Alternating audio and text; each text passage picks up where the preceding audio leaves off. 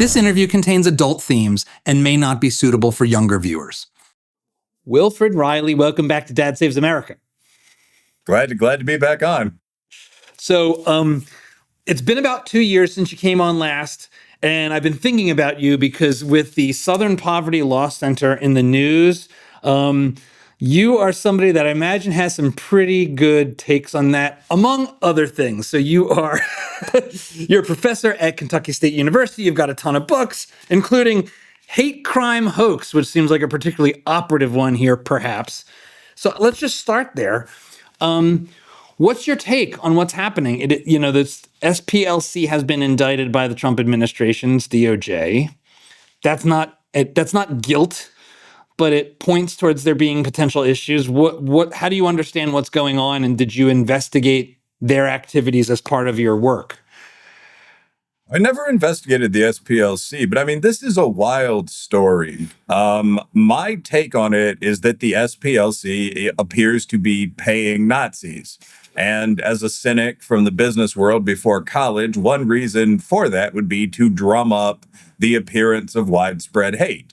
What we know is that the Southern Poverty Law Center, and for those who don't know, that's a very powerful, very left-wing NGO that was started by Morris Dees in the 1950s, I believe. They've done a lot of great work. At one point, they bankrupted, I think, United Klans of America. They work out of the old KKK building, which they won in a lawsuit. Some brawls followed. It's pretty badass, actually. But did some good work in the past. But right now, there's not a lot of Ku Klux Klan activity in the United States. So they maintain this sort of dubious hate list of people like Ann Coulter and James Lindsay. And every year they fundraise based on the perception of a lot of hate in the USA. And the reality is that I think most center-right researchers have demonstrated that there's not a lot of hate in the USA. So they seem to have had this symbiotic relationship with the hard right, where they've written two $73,000 checks, it looks like, to the leaders of the Ku Klux Klan. That's not contested. They gave $270,000 to the people that started the Unite the Right rally and movement. They gave $1 million to, I think it's United Aryan Alliance or whatever the brand, the Aryan Brotherhood is. And this money immediately preceded some violent action. Like the $270,000 came before the Unite the Right rally. And one obvious possibility would be that the SPLC is giving these people this money so that they will act in a violent, hostile manner. And the SPLC can then fundraise saying, look, it's, the Aryan Brotherhood of Texas or whatever, Aryan Brotherhood of Texasing. You need us to help push back this evil, this filth in our society. The SPLC denies that. They say what they're doing is paying moles within these groups to keep them updated on the activities of the groups. But money is fungible. I mean, even in the best case scenario, if you give the Unite the Right bros $300,000, those leaders are going to have to turn most of that money over to the members of the group, who are then going to be able to organize that riot and buy those weapons when that otherwise wouldn't have been possible. And that's almost verbatim what FBI Director Kash Patel said when he issued an 11-count indictment against the Southern Poverty Law Center. It's worth noting that none of this is legal anyway. Like, you can't collect money from these well-meaning old Black and Jewish ladies, Italian Americans, Southern liberals, and give it to Nazis and say that you're just paying the Nazi to tell you what other Nazis are doing. That's not okay. So there's a big fraud trial going on right now, and possibly some of these people will go to jail. And I think that this is, right now, we're seeing a wave of investigations from the right and kind of the hard quantitative center against what seems to be a big wave of fraud. Yeah. And it started with kind of the young guns, like these guys that are honestly just out of their fraternity houses that started taking cameras and going to, office buildings in their towns that never seem to have anybody in them, and almost clowning around, like knocking on the door and saying, hey, I see a lot of BMWs at this motel that's labeled, Bangovia Dentistry. What's going on? And having these funny encounters with like well-dressed Somali American men, and both guys are making some good jokes. But it started spreading from there because there really is this question of, what did Nick Shirley, for example, find when he went to the Quality Leering Center in Minneapolis? and discovered an $8 million a year government-funded childcare that had no children in it and spelled the word learning wrong. How many of these institute, and we're both laughing. I mean, we've both been in the business world. You've applied to the government for grants, you know what? But what is this? What kind of childcare center doesn't know how to spell the word learning and has no children on the premises and has no toys on the premises and has an asphalt play place? Like, how badly are we getting clowned and how much of this is going on? So Mr. Shirley rounded up some somewhat older investors and bodyguards, and he's in California right now. And he actually is poking around at these motels that we've all seen where you have every room is licensed to a different Medicare billing organization. And it literally is, you know, Valenciaga Healthcare Services, Valentino Healthcare Services, you know, Abdul Healthcare Services. It's quite integrated, and every car is a Mercedes. This sort of thing seems very, very prevalent, and the NGO sector has been getting into the game. And I think the feds kind of said, well, this is getting really irritating, especially at the top end. You can't pay the Ku Klux Klan to hold marches. We're going to start investigating you. And that's what they did. And they started with the SPLC. That's my take. And most of that's pretty verified. All right, here's your obligatory reminder to hit the like button, subscribe to the channel, and ring the bell. It really actually does help us out a lot. When we're trying to book awesome new guests, they look at how many subscribers are on the channel and they say, yep, this is worth doing. And I want to bring the best possible people to you that I can. Speaking of which, let's get back to the conversation.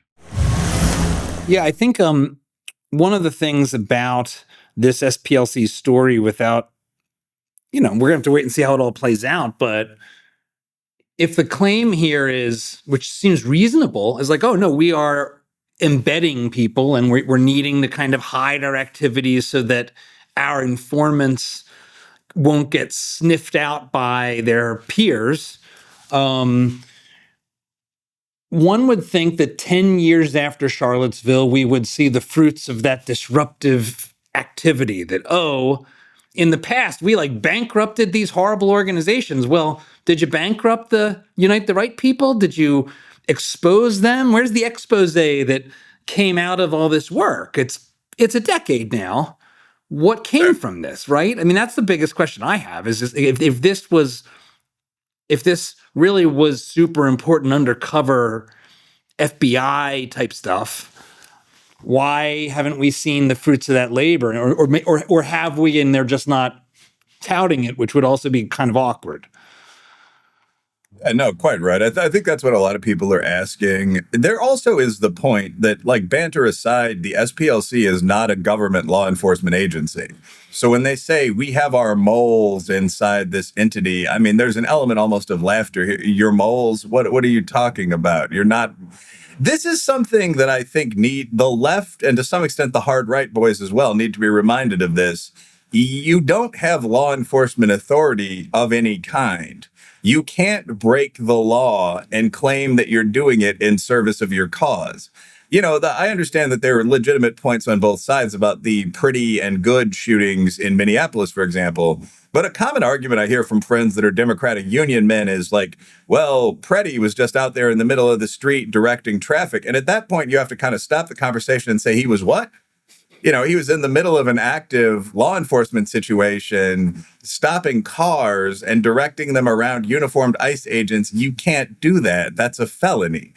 So when you talk about these guys were paying Nazis to report on other Nazis to them about felonies rather than the police, I'm pretty sure, I'm not in practice in Kentucky, but I mean, I trained as a lawyer at U of I Law through 2005. I'm pretty sure you can't have moles in dubiously legal organizations that report on crime to you instead of to the government, that you are funding with these cutout organizations that purport not to be part of your organization.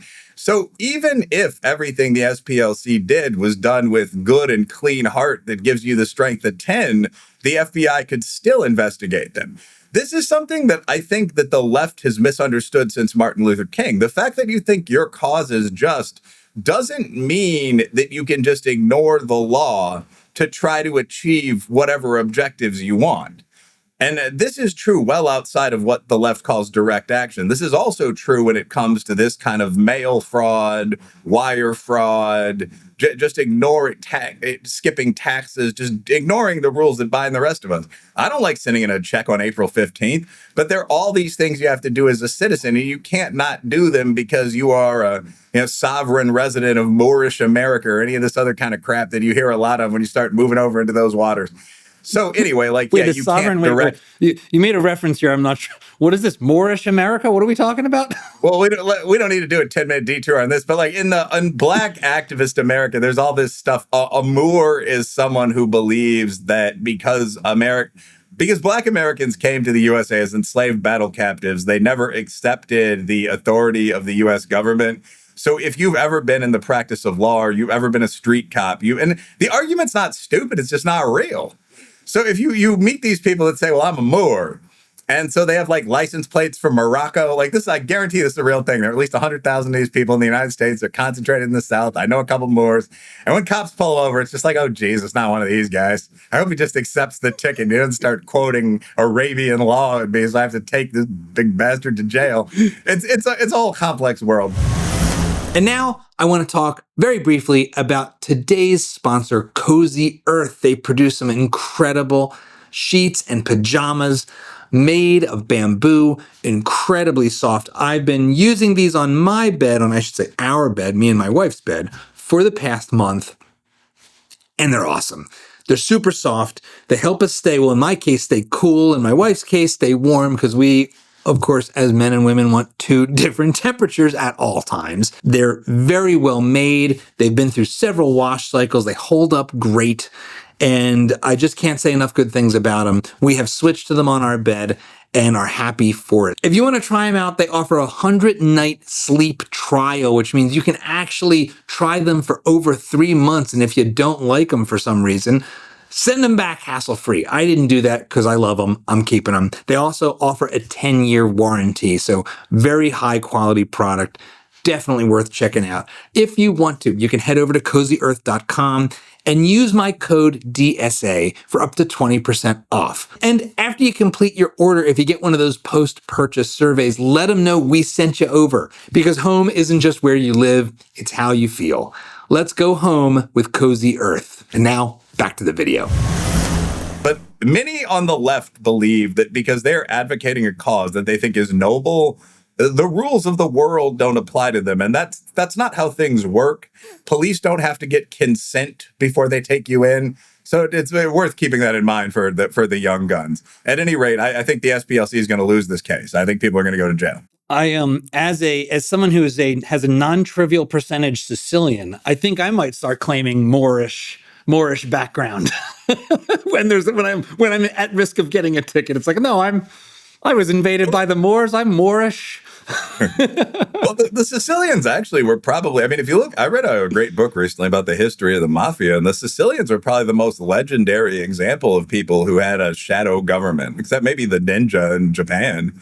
But I mean, you had these corrupt lords, so the mafia just became established. There was this they were our thing. Yes. Cosa Nostra. You know, like the Lord doesn't come to this part of the island. You pay us instead. And this hidden network came to the USA with the Italian immigrants and became almost a second government in parts of the USA for a while. And there are many examples of that actually throughout history. I mean, the British in India, without this becoming a whole long thing. I mean, there was what was it, Thuggee, which is where the term thug comes from. Oh, I don't know this. No. Yeah, a thug. The word thug comes from Thuggee, which was there was a caste of robbers and bandits, which was actually fairly well respected in India. These were people that were organized highwaymen. There were rules, as I recall, about who you could attack, generally not women and children. So there was sort of like this guild of warriors that didn't have a lord. Ronin would be the Japanese equivalent. They would rob the hell out of you if you went down the road with gold and so forth. And they didn't talk. It was like omerta, which is the mafia version. You weren't supposed to talk about being a member of the mob. Very much unlike modern black and poor white criminals who write songs with titles like "I Did It," you know, "Come for Me," "Back in Blood." Anyway, so the Brits, when they took over India, decided to break Thuggy and this other group, the Hashashin, who committed crimes under the influence of drugs. And the fascinating story, worthy of a Hollywood movie. They had to track down all these people that wouldn't admit they were criminals. There was torture on both sides. How'd you do it? There were Britishers that learned to speak Hindi and joined these outlaw gangs. Anyway, that'll never be made by Hollywood, but just a history, that sort of old boys book history is really fascinating. So one of the things, there's a lot for us to talk about today. And one of the things that I'm curious how you feel is like, we're sitting here, it's 2026, we're over a year into Trump 2.0. How, what's your read on the state of wokeness in America and in our institutions? Because it seems like woke was declared dead.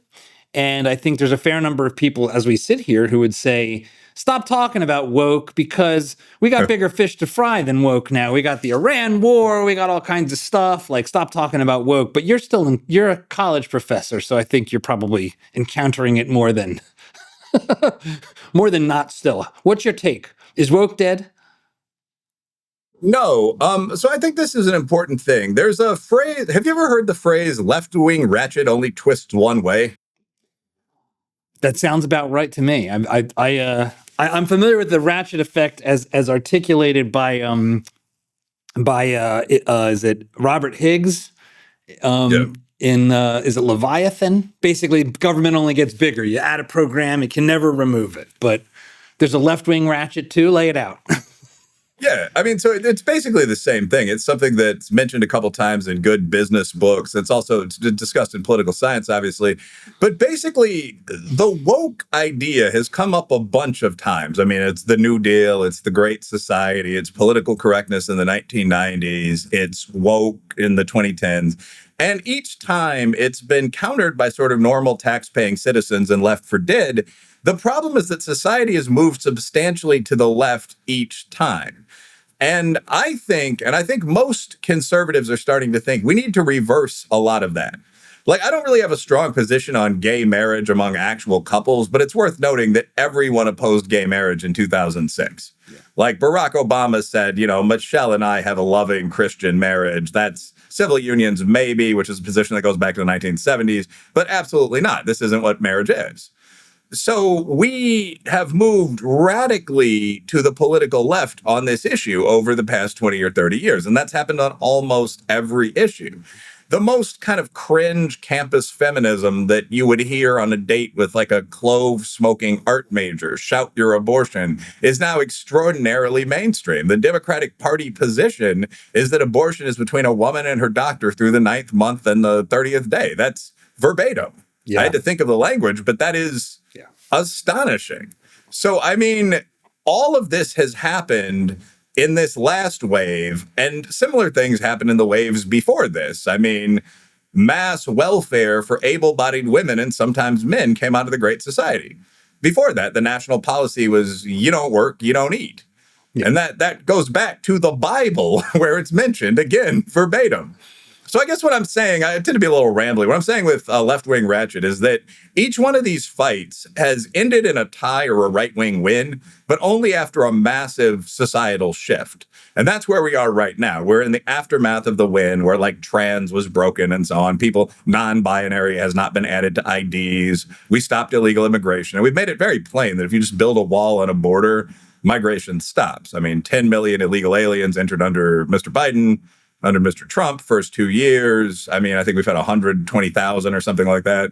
I'd have to check the figures. Yeah, but I mean, even without the wall fully built, just knowing that the regime no longer is encouraging you to come and is sending scary folks around in masks to find you, incentives turn out to matter quite a bit. Yeah, fair point. I mean, we've covered less than a third of the border. Yeah, so I mean, just enforcing the law is enough. Yeah. The cops on the street, a few drones in the sky, and people will go back home. People will literally self-deport, which was treated as a joke when Romney and Obama discussed the term.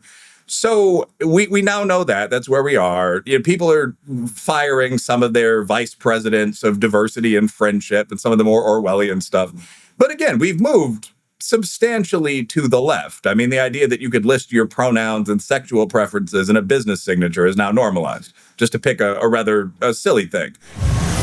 I'm excited to share today's sponsor, Shopify, because I love them both as a consumer and as a seller. I have a background in doing some e-commerce, and I didn't use Shopify, and the experience was terrible. Shopify is the opposite. They are world-class. They're the best in the business when it comes to giving you all kinds of options. And as a buyer, they make it easy to check out. They give you that little purple button that pre-fills all of your information, makes everything seamless and smooth. You don't even need to reach for your wallet. Shopify is the commerce platform behind millions of businesses around the world and 10% of all e-commerce in the US. They power everything from giant brands like Mattel and Heinz and Gymshark to brands just getting started. Get started with your own design studio. With hundreds of ready-to-use templates, Shopify helps you build a beautiful online store that matches your brand's style. Get the word out like you have a marketing team behind you. Easily create email and social media campaigns wherever your customers are scrolling or strolling. Best yet,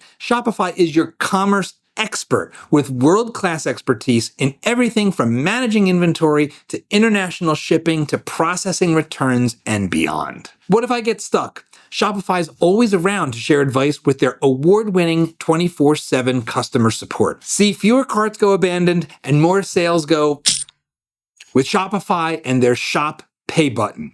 I really do like that shop button. Every time I see it, I'm like, oh good, it's quick, it's easy, it works. Sign up for your $1 per month trial today at shopify.com/dad. That's shopify.com/dad. One more time, that's shopify.com/dad. And now, back to the video. So I think that what we have to do now, after the last three waves of this, is actively push back at a lot of it and challenge the core concepts.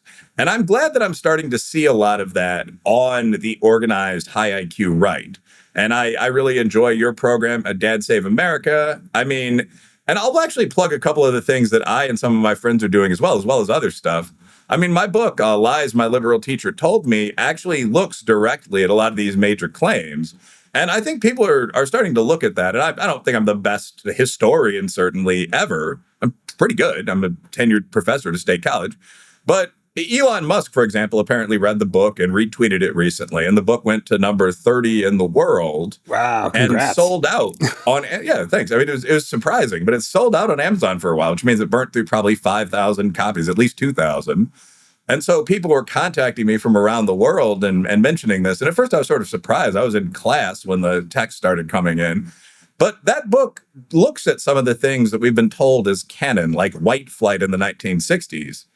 And I think this is one of the more underreported stories in history, really. I mean, for 30 years, the narrative was just white people, because they're evil racists, left peacefully integrated cities like Cleveland for no reason.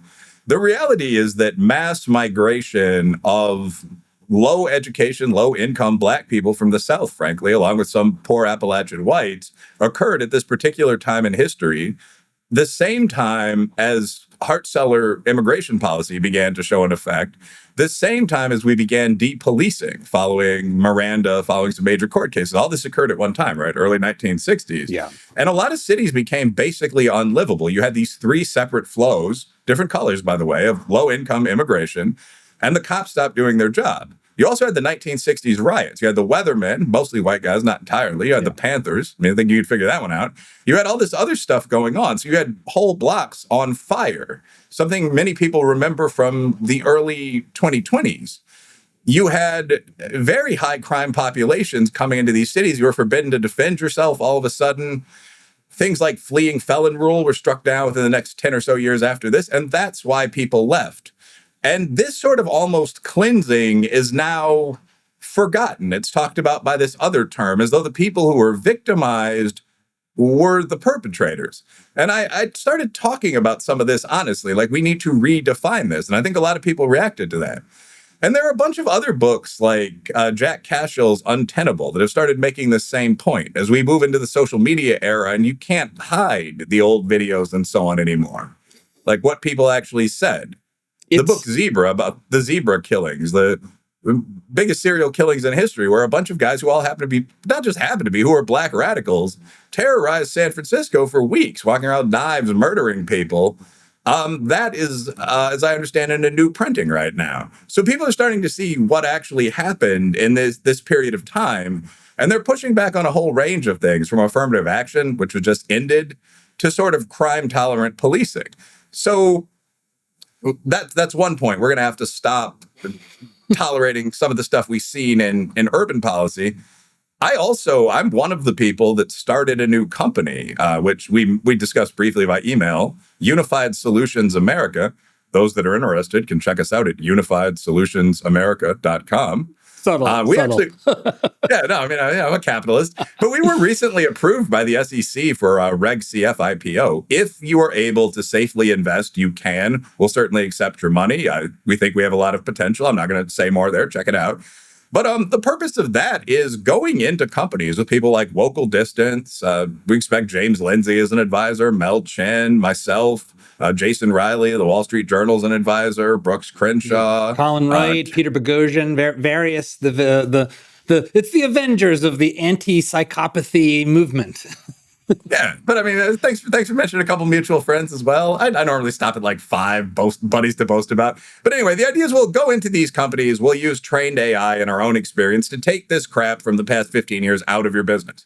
And you can literally do that. I mean, you can look at what's the length of corporate material now as versus at this point. What's been added? Can you get rid of it? And it turns out the answer is yes, we can do that for you. And we think a lot of large companies need to do that. So check us out. And I don't think we're going to be alone in that sector for long. I think we have a small, fast mover advantage. But I mean, I would expect they're going to lose for the first 5 years, but I would expect in McKinsey, those boys are going to jump on that. I mean, they promoted woke. I don't know how much you can trust to the large corporate apparatus. Yeah. But I think you're going to see business start moving some of this stuff back. So all of that's going to happen, hopefully. But we're going to have to turn the ratchet back to change the things that have happened. And I'm going to end this with the comment I always make: illegitimacy rate. We're talking about dads, black community, 72%, everybody, 50%, whites, 36%. Mm-hmm. That's the big thing that was broken in the 60s that's never been fixed. So if you talk about female behavior today, quote unquote, thottery, you talk about men, domestic violence, that's the thing that leads to all of that. So we're going to have to go back to the root, to the portal that the demons came out of in the sci-fi movie, and close that. That's what's going to happen. So I don't think woke is dead. No, because the hole's still open. That the thing that was broken in society hasn't been fixed. Man, that was one hell of a run there, Wilfred. Let's go right at this hellmouth. So, one of the things that I've been trying to navigate on the show, to the best of my ability, is to talk about these issues. And the way I put it is this: the range of what was acceptable public conversation shrank and shifted into weirdo land, where just saying like, no, there are just two sexes became unacceptable, right? So then we get Elon buys Twitter, Trump gets reelected, half of tech decides like, wait a second, we kind of don't want to be killed and eaten by Jacobins, so now we're going to vote for Republicans now. and so the range opens up to, range at least expands again. And then you also get some stuff as a result that I think as like a reasonable, healthy adult, you look at and say, well, that's kind of going too far, whether it's being literally a Nazi, because there are some, there's a small number, but they're vocal.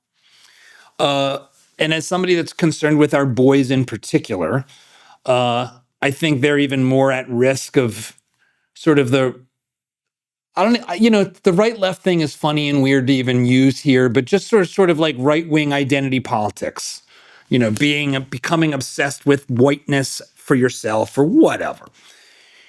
And so how do you think about where you're striking your own sort of tone, which is more aggressive, but not a Nazi? You write about things like you push back on like this sort of red pill people who clearly really do seem to hate women. You had a recent tweet where basically you showed like somebody had put a picture of like a dad holding his kids and cooking while his wife was in the background. And you were like, and there's a bunch of people saying like he's a cuck or something. Yeah. And you're like, no, that's me because it's my night to do that. That's what healthy marriage is like. Healthy marriage involves teamwork and loving your wife and compromise. And so how do you do you have like a guiding light for how to be a healthy reactionary in 2026? Yeah, I think that pretty much any role model from Bushido in Japan to the biblical to the virtuous pagan to, I mean, any model of manhood or to humanity would show you basically what to be. But I mean, in terms of just things that I would advise young men to do, I actually half jokingly listed some of them the other day, like be fit, develop basic virtue ethics, be reasonable in bed, make money. And I mean, I was teasing, like, are you boys at least doing this before you make fun of the women? But it's a good starting point. And I think that is pretty. So I'm going to actually say, I think that's about right. But I also think something that is deeper than it might sound, which is that life is fairly simple. There's a human urge to extrapolate and complicate things. I was talking about this with a buddy of mine who's an evangelical Christian recently. And he was talking about how he doesn't drink wine. And I said, well, that's fine if you personally don't want to do that, if you don't want to expose yourself to any temptation. But that's actually not in the Christian Bible, is it? And he said, well, no, it's not at all. And it was like, well, why then? And he said, well, I think it might expose me to a situation, which might expose me to a situation, which might expose me to a situation where I could be tempted to sin. And I think that's a perfectly honorable thing for someone to think. But I also think that this is how people kind of bind themselves with chains of silliness, like the idea of what a man should be. And it's important to understand what your personal balance is, but not to take that too far. What am I saying here specifically? Most of life is not all that complex. Like when you see things, you mostly see what they are. Like when you're walking through a dangerous neighborhood, you can probably understand why it's dangerous.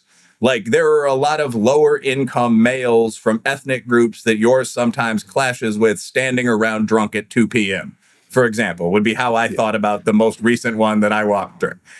Why would you be reluctant to say that? Well, because you're not supposed to think that there are differences in crime between races or income groups or that men are more dangerous. I mean, you can all understand why someone would complicate that picture. Most complication in life is the result of taboos like this that we basically make up or that come from conflicts within our ethical systems. And people get into a lot of stuff like this with sexuality, masculinity as well. Sexuality, especially, like, ooh, I shouldn't feel that way as a girl.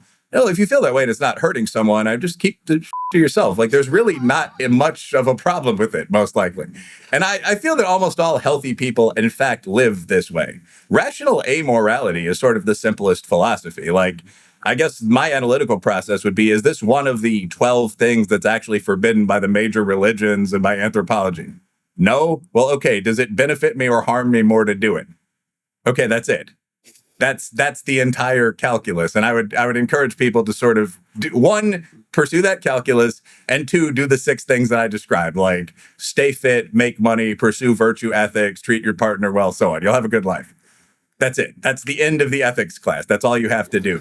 But, and I think if you did that, you'd probably be in the 80th percentile of humans ethically and the 90th percentile of humans in terms of happiness. There's really no joke there. But the deeper question you were asking, I think, because I probably shouldn't be your poster boy for ethics. Go read Aristotle or something, or Jesus. I mean, there are quite a few people out there that are pretty notable for this, as opposed to like the guy in a blazer from the like trading floor scene, sales floor scene. But I think the deeper question you're asking is, what do we do about free speech? And it's actually a fascinating question. Obviously, for a long time, the argument for restricting free speech was we're keeping out Nazis and to some extent Jacobins, right? So like Elon Musk, before Musk bought Twitter, Twitter was very speech regulated. Facebook was almost totally speech regulated. Yep. TikTok was totally speech regulated, at least on the right. And so, I mean, I recall at one point, Steve Saylor had, I think, 26,000 followers. I had like 10, even on the hard right, like Jacobin had like 35,000, or hard left. So, I mean, you just couldn't say certain things. You were actually banned from the platform. My good friend Megan Murphy was off for 4 years because she said, literally, men aren't women. And she would create these burner accounts, but every time she said men aren't women, again, the legendary hooligan Megan Murphy would be tracked down. She has bright red hair, and people would start reporting who they called the redhead in the trans community, and she would be taken off again. So you got to this level of absurdity. And when Elon bought Twitter and Mark Zuckerberg started doing jujitsu, it was just like, to hell with it. And the floodgates dropped. And now you have people dressed like up anime characters in their profile pictures and guys saluting Hitler and so on. And the question is, do you have to accept one in order to not have the other? I really don't actually think so, honestly. I don't see why you couldn't have the same sort of bars that they have in nightclubs, like no open porn, no racial insults or terms at the level of MFer. Like, I don't see why you can't have a dress code in social spaces. So that's what I would do. But it's infinite. So that's the answer to that question, by the way. But it's infinitely better to have the occasional Nazi than to have no one able to talk. Like, the idea that Ezra Klein and Steve Saylor shouldn't be able to argue about genetics is stupid. And it's better to have those guys able to argue about genetics than it is to have no stupid high school kids goose stepping around. Like, 4chan already existed. So it's not like people couldn't get that sort of content, didn't see it constantly and retweeted memes, etc. One last thing about this, by the way, not to ramble on, but like, most of those people aren't Americans. This is, yeah. I think I'm the coiner of the phrase viral internet feminist rule. So, like, I do a lot of men and women content, which a lot of the real stats heads on my page are kind of irritated about. Like, why don't you talk about, like, Appalachian crime versus black crime or something? Write an article. I don't want to hear any of these marriage advice tips. But I think that how humans get along and reproduce is actually fairly important, all banter aside. At any rate, I actually started looking at these crazy female comments, like a third of men are racist. Right. And I started wondering, who damaged these women? Like, obviously, these are people who had something happen to them. They're probably looking for money, but these seem to be mostly minority women, young women. Who are these chicks?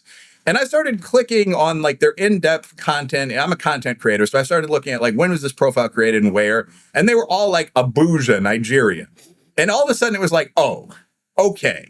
Like, you understand that in the projects in Nigeria, some of this might be happening. And you started looking at the men responding to them, and they had real legitimate complaints too, like, oh, but why do you girls ask so much for bride price after having had 7 lovers? And it's like, okay, this is a country where there actually probably are real male-female disputes. Like, the women are lying about being virgins while demanding bride price and cattle. And many of the men are actually sexual victimizers. But we don't have those problems here in the USA. So I'm going to go over to my country settings and I'm going to get rid of all of you.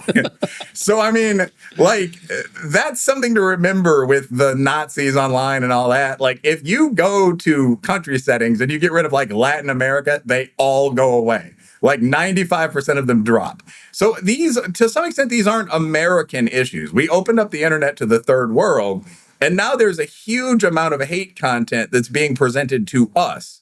But the majority of those guys, I would say, even of the white supremacists, a hilarious 75% of them are from Africa, Asia, Brazil, so on down the line. What that says about the human personality, the appeal of white culture, there's some great psychological articles to be written there. I'm a political scientist. I can't speak on it.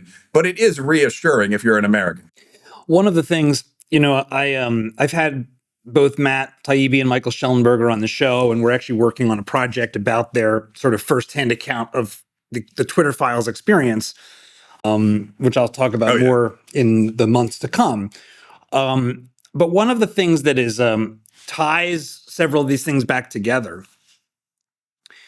is that when you look at sort of the evolution of the censorship arguments that led up to sort of peak censorship, like disinformation governance board under Biden with like sing-song fascist Nina Jankowicz saying we're going to essentially put you in internet jail if you believe in sexual dimorphism.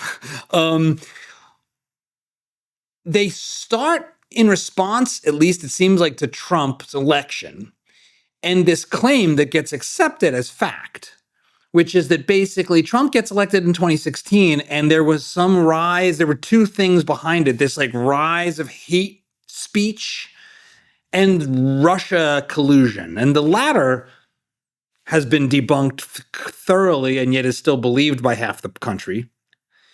But the former has also been debunked, as I understand it, that like attempts to look academically at, well, was there more white supremacy tweeting going on in the run-up and in the aftermath of Donald Trump's election? Like, did the Unite the Right rally that the SPLC at least sort of tangentially supported in 2017, was that still indicative of some rising new aggressiveness because Donald Trump, used to call Barack Obama like a Muslim invader? Have you looked closely at that and how, what's your understanding of sort of the actual reality of discourse on race and stuff over the past 10 years? Like, has it actually gotten worse the way it can feel or the way we've been told, or not really? Well, I think there are three questions there. I mean, so first of all, did white supremacist tweeting get worse while Trump was running? I mean, maybe to probably. Like, I haven't read the articles, but that would probably mean like every groyper online, because Fuentes was around at this time, and like every black guy they were arguing with. Yeah, I'd believe that like more white trolls and black buddies were tweeting like racial insults. Yeah, I mean, probably. That would also depend on how you define this, though, because an important thing is that like racism in the social sciences doesn't mean racism. This is very important. And this is how people keep finding racism in weird areas like the Vatican. So racism in real life is a belief in the genetic inferiority of another human subclade inaccurately and to an immoral degree. I sort of pulled that out of my head, but it's almost exactly the definition anyone would use. Yeah. I hate you because of some immutable characteristic that I can tell from across the room. Yeah, that's almost exactly correct. Like, I think you are inferior and I dislike you for it because you look different and that goes beneath the skin. Yeah, I don't like Irishmen or Mexicans or something. Yeah, that's what everyone means by racism. That's not what social scientists mean by racism. So, for example, the metric that's probably most often used in social science, because no one will admit to the first and almost no one feels it. Like 96% of whites and 94% of blacks are cool with interracial dating for their sister. Like, we're really not a very racist country at all. So the metric that's used is usually what's called symbolic racism, which is a 10-point scale where you're asked things like, I approve/disapprove of affirmative action.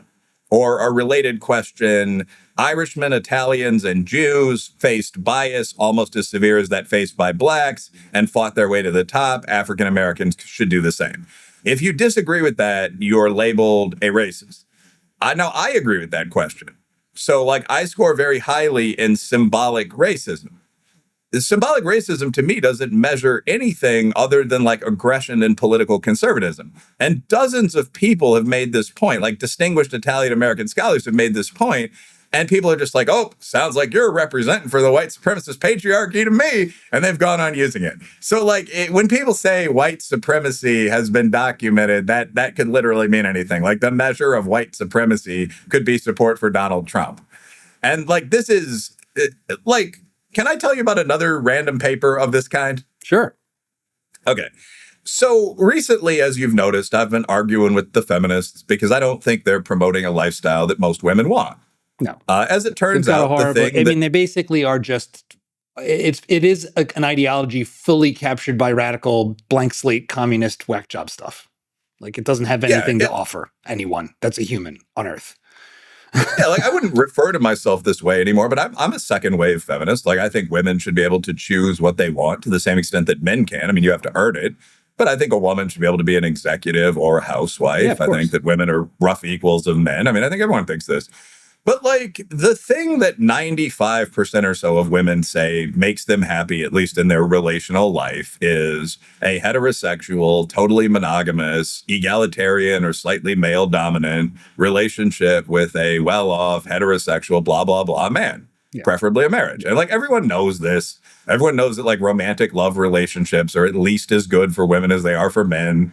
Everyone knows that like a committed relationship where you have sex twice a week and you lose half your stuff if you break up was not entirely designed as a male fantasy. And like men and women love each other, and like it wasn't the female fantasy either. You know, like it's just this has been worked out by the village circle and the women's council since time immemorial, since Jerusalem and Babylon. But the female idea that this is evil is kind of insane and actually needs to be sort of stamped out. It's very bad. So there's been a little back and forth banter about this.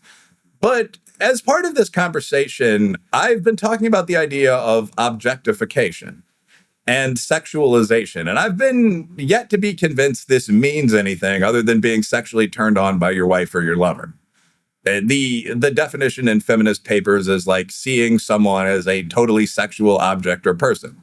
And that's, no one ever views this as total, but that's how you see someone during, say, sex.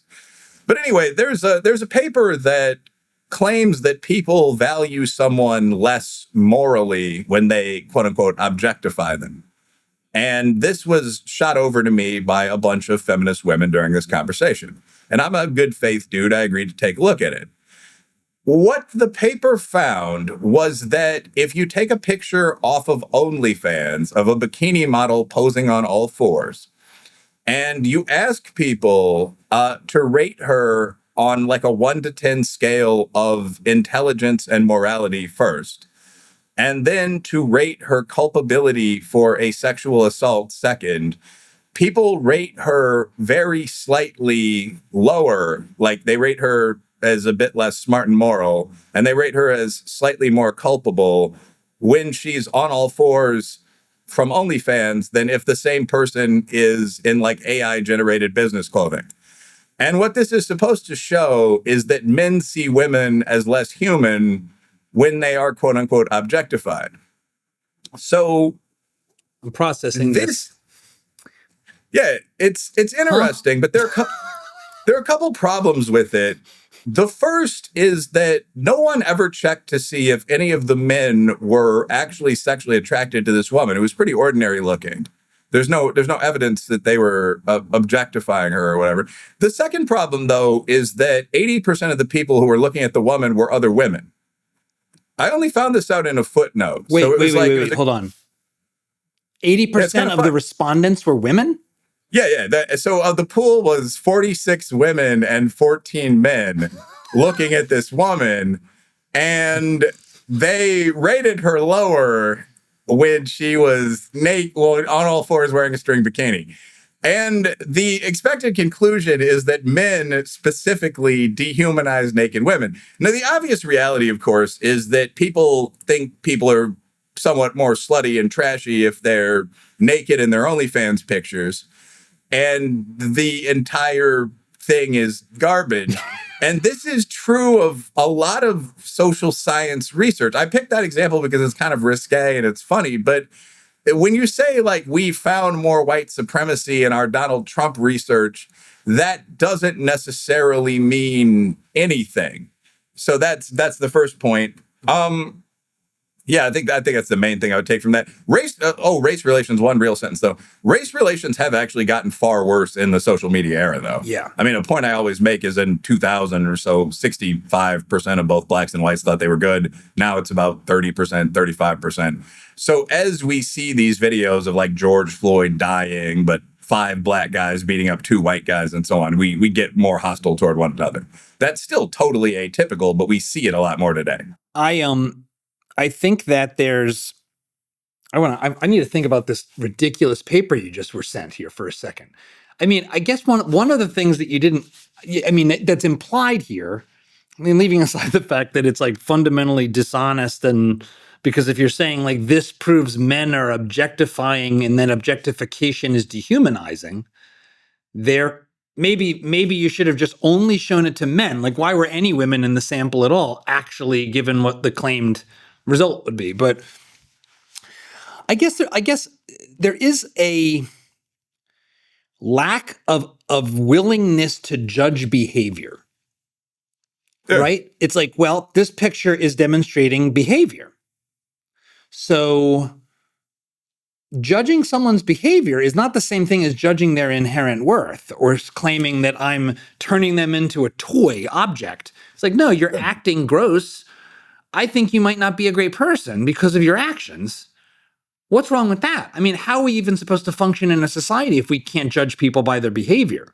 And it seems like there is a kind of fundamentally dehumanizing aspect of this form of like progressivism that says that you shouldn't judge anyone for their behavior ever, under any circumstances, because they aren't even responsible for their behavior, which I can't think of anything more infantilizing than that, than to say, no, you aren't responsible for your choices. You're a child.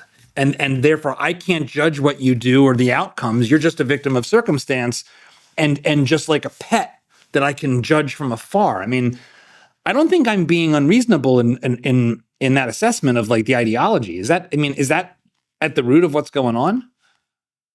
Yeah, I think so. I mean, I wrote down, I was interested enough in this paper because like, I don't really care, but I mean, I suppose it would bother me if when I was turned on by women, I legitimately thought they were stupider and I was following them around like a cartoon wolf, like, Jordan tongue lolling out. Like you'd have to discipline yourself. If that were the case, you meditate for 10 seconds before you ask someone on a date or something. You're like the pictures of women walking through Italy in the 1950s with all of the men turning.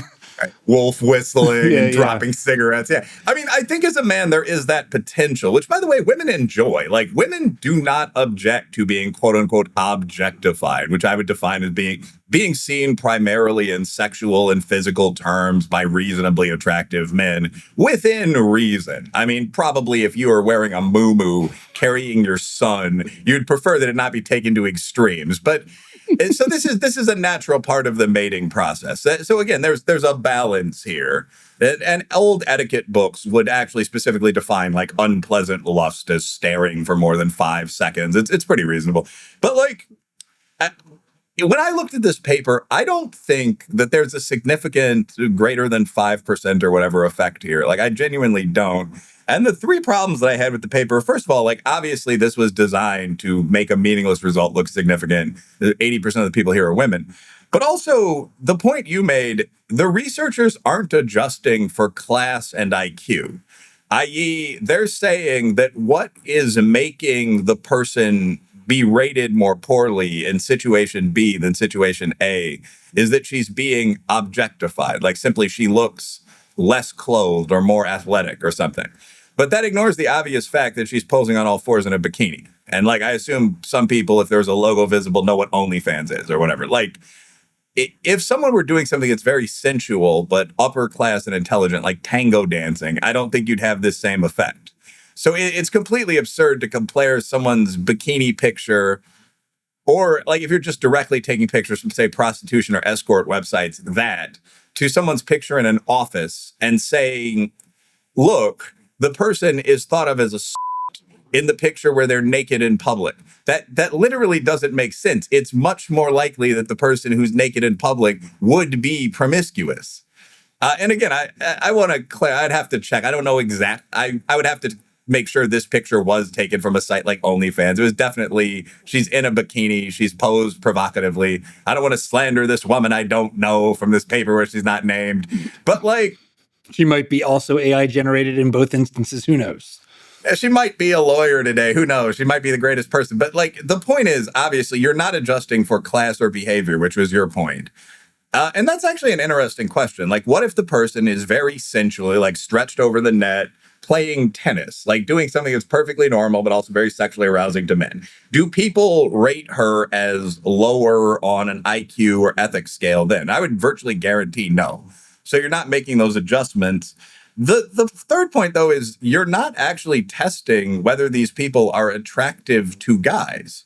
So the assumption in all these papers about like male sexualization, the desperation of the male gaze, so on, is that men are scoring certain women low because they're attracted to them, and so they think less of them. It could just as easily be that they're not attracted to them and think less of them, or that they're just rating people randomly based on how they're behaving. Like you would have to do two things. You'd have to first check and see how the guys rate the women, which itself would be considered horribly sexist, I'm sure. And then you would have to check and see how that correlates with the scores based on with the final score, the score that they gave on the morality scale or whatever. So anyway, it's an interesting field of research, but I think it's basically garbage so far. That's the best. That's the best. Quick summary. It's an interesting field. It's basically garbage. Oh my gosh, Wilfred! It's like you need to come on more frequently just so we can laugh about insanity. Okay, so because you write about this a lot, and because you're a professor at a university, so you're dealing with young men and women who, if one thing college still provides in theory, it's an opportunity to find a mate in an environment where perhaps you've got some shared interests and made some choices to bring you together. It does seem to me like a lot of our problems in the modern age, the feeling of purposelessness, the radicalization, the polarization. If there was one button I could push, it would probably be to just get young men and women back together, getting together more frequently. Like when I think about being a teenager and then going to college as a man, trying to find an awesome girlfriend was basically like the most important thing in your mind. Like, because we're an animal that wants to procreate. Like it's so basic. And I'm happily married. My wife is beautiful. And so my life is great. And my purpose is obvious. But if you're alone, which increasingly large percentages of young people are, like how much of Mom Donnie's election is a function of like below 30s being single and therefore not having the most important purpose in like human life be fulfilled? I think a lot of it. I mean, this is an observation that people have made a lot about hard liberal politics, that people are sort of bereft of meaning, and so they put that meaning into politics. Like they don't have kids. They don't really even have service jobs like teaching, policing. They don't own homes.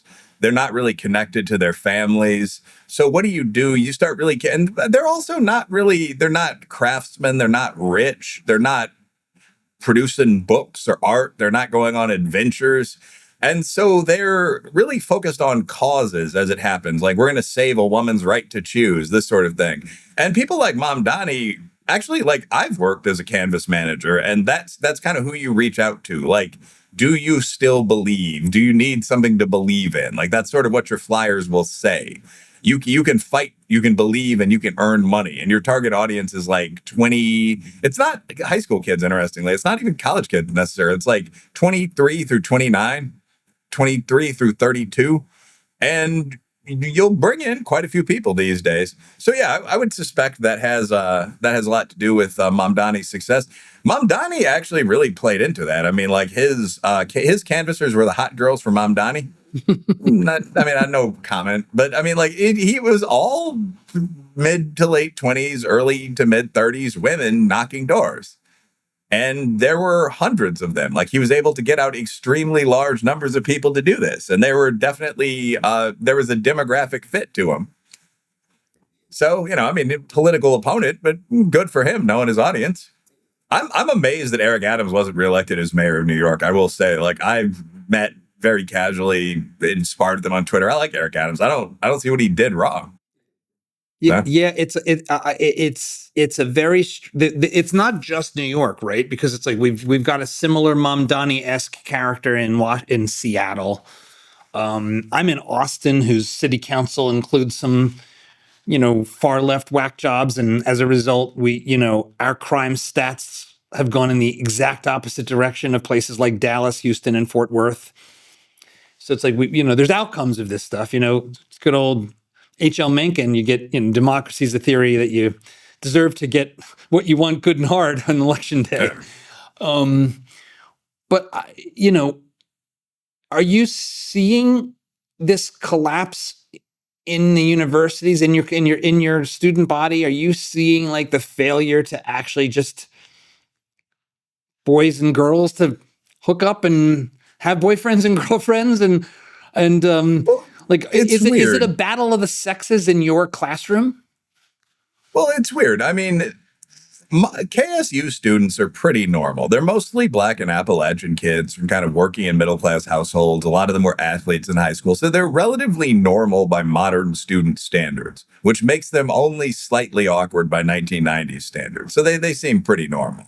But you definitely, if you interact with young people in general, whether that's social media or I've taught in a local high school, you see some of the transitions. A lot of it, if I think about why it happened, the main cause would just be less time spent alone with the opposite sex. And there are a lot of causes of that. I mean, one of them, as John Haidt has noted, I don't want to tease the guy, but over and over at book length, is phones. Yeah. I mean, people are constantly wired in. You go home, and instead of going out to kiss the neighbor girl and play ball with your buddies, you log into the game, you play whatever. I mean, 10 years ago it was World of Warcraft. Now it's whatever I don't know. I forget what that I've been told, but you play some kind of video game, Yeah. Baldur's Gate 3, or that's probably last year. I don't know. No, they're like specific. Yeah. Well, it's not Halo anymore. Anyway, there's like 3 specific games that all my students play. I don't really care, but they're like some of them are ranked globally. But anyway, you wire in, and I guess for the sports guys, it's still NBA 2K, maybe Madden. But like you wire in, you play. There are people around the globe that play these games. You're on your phone. People are still on Twitter. Some people are still on Facebook for the family. You're on TikTok. You're on Instagram. And you have to keep up your presence across all these apps. Everyone's on the app as well as the website. A lot of people gamble. That's another thing for these young men. Like, there's a lot of criticism of much of it justified, but I would say that gambling online is much worse for young dudes. Like DraftKings and whatever the other one is. And again, I don't have most of these vices. Like, I'm not a big fan. I don't game at all. I don't gamble at all, like other than playing poker with my buddies. I don't really watch porn. Like, I don't really have an interest in going home, sitting on my computer, and like looking at the flickering digital images of people doing crap in other places. So, like the ultimate example of this, by the way, to do what kind of 21st century man are you, Wilfred Reilly? A bad one, caveman fallback. Go to the gym or something and talk to people. But like the ultimate example of this to me is esports and streaming. I actually hung out with a couple of my younger buddies, and much of it was fun. We were playing poker. Guys were cooking. But a lot of them were watching a stream, which was I Show Speed, who's an even younger guy who was interacting with a guy on the right, Asmongold. And both these guys are very famous. Yeah, so right-wing guy, left-wing guy. Asmon's here in Austin. I haven't met him, but I watch his stuff pretty regularly. I think he's funny. Yeah, I mean, Asmon's pretty reasonably entertaining, but like this was both of them doing their full-on streaming thing. And it's literally just these 2 guys hanging out with girls. And like they're just sitting in a house with these chicks. And it was like, I kept waiting for something to happen. And I asked, what's going to happen here? And these guys were like, oh, nothing's going to happen. They're streaming. Like, they're going to start gaming pretty soon. It was like, you're watching these other men play video games.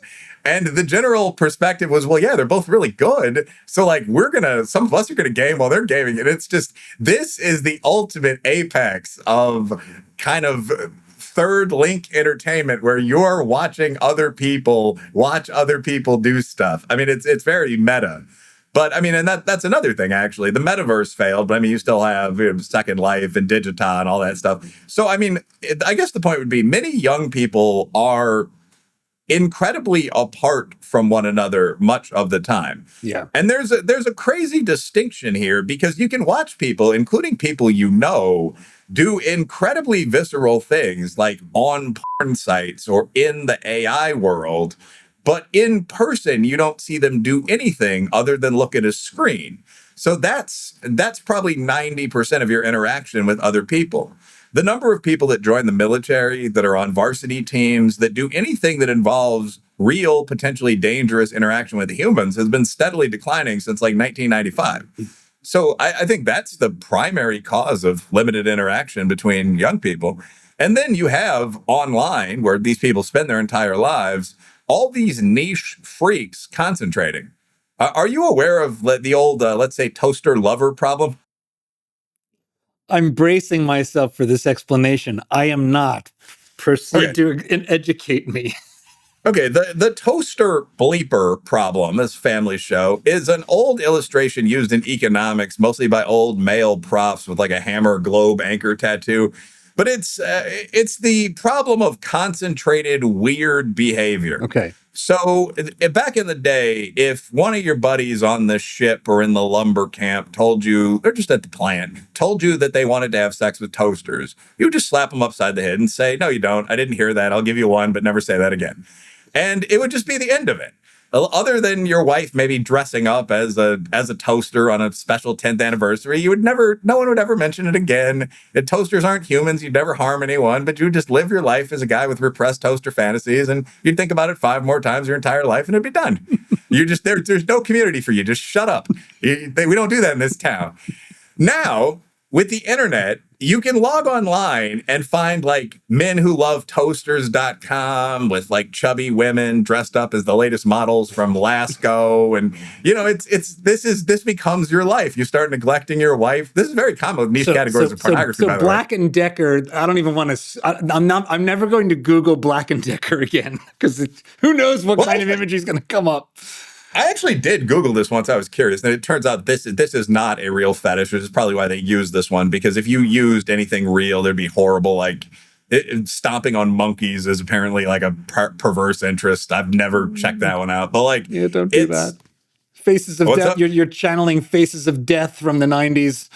Yeah, let's not give the kids any ideas. But anyway, so the toaster thing is basically, it's wholesome. But anyway, like the idea is, in this weird world, you would log into that, you would become obsessed with this community, and you would find this community. And unfortunately, that is what happens for the craziest things, like eating disorders. There's an entire sector of Twitter called EDTWT, where people share tips on how to stay skinny and how to get a boyfriend when you're a bulimic lunatic and all this other stuff. And as a result of this, the important societal impact of this is that it frequently seems that there are very large communities of, for example, bulimic and anorexic women, sexless wives, literally addicted husbands, raving feminists, neo-Nazis, Manosphere bros, Hotep Black people. In reality, almost all of these groups are completely minuscule. I mean, I don't know, some of them, if you look at bad marriages, you get up to like 5%. But none of these are massive groups in society that represent majorities. You're just seeing all the crazy people talking loudly because they don't want to say that they're crazy losers. So if you're a young guy, though, and you're logged on all day, these are the people you're listening to. Because like even for those listening, by the way, I pre-program a lot of my tweets. Like I am online too much. I'm OCD, but I'm not on Twitter like 5 hours a day. Like, I mean, I obviously am doing pretty well in academia and business. Like, so don't try to do what I'm doing and spend 6 hours a day on the internet. Like, I'm not on the internet 6 hours a day. Like, I see your replies and I'll reply to them because I want to be good at like client service.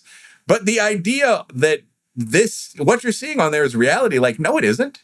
That's very important to understand. But anyway, the young people are very isolated away from normalcy, at least as we understood it. And so they're forgetting things like how to talk to people. And they're starting to think that, and this is the worry, they're starting to think that the marginal 1% are normal for humans. And the worry there is that for a generation or two, they could make this stuff normal for humans. And a lot of the things you hear online, like you're a pedophile if you like women under 25, like actually seem to be gaining some currency of belief among people. Now, no one could actually believe that, but you could say it, and you could make a lot of people think that they're deeply weird.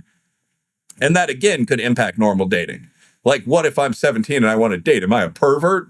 Like, and you have a lot of guys now saying that they're coming to like their spiritual advisor or their religious leader and they're asking those questions. And that's, that's a problem. The gosh. um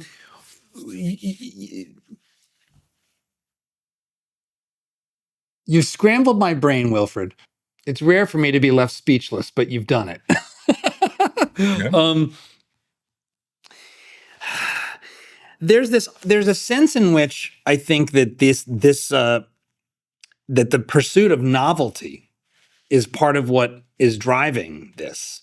We're sort of, Brett Weinstein and Heather Hang talk about this in their writing about, sort of we live in this hyper novel world, and that it's really addictive. New is addictive. Like we all know this. It's like you the second you buy an iPhone, you start to think about when the next one's going to come out, because new is new is special. There's this sort of the best scene from Mad Men is this pitch that Don Draper is giving to the Kodak people about their carousel, and he says, I was once given by an old sales guy that the most important word in advertising is new. It creates an itch that you need to scratch. What's the antidote to that? What's the antidote to like the constant pursuit of novelty from your perspective?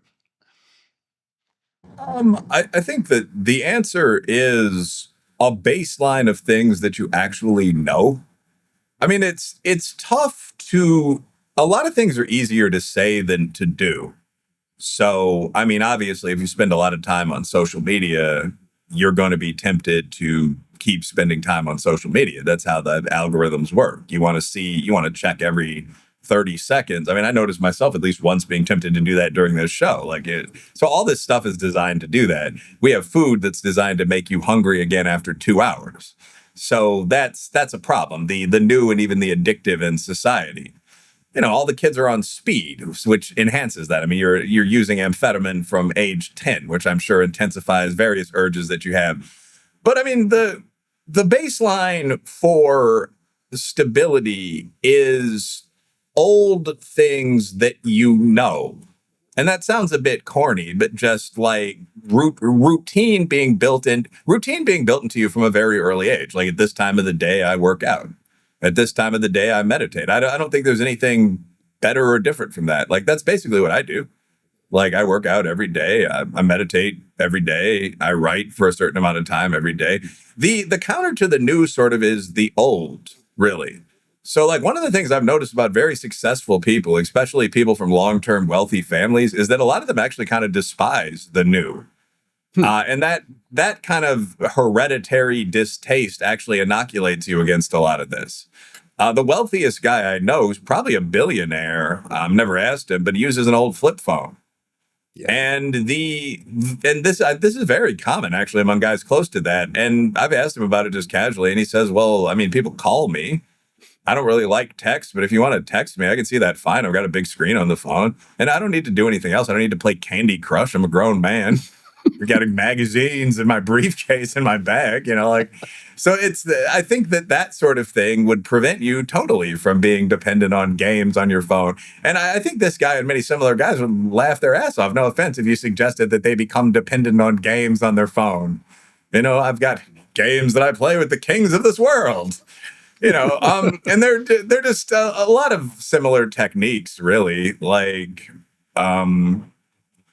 the same thing with anything, though. I mean, in fashion, what do I wear? I mean, I wear basically, I'm hardly a great beauty if you're looking at me live on the video feed, but I mean, I basically wear my little teacher blazer, the polo shirt, doesn't even have the horse on it. I've worn pretty much the same thing every day for 10 years.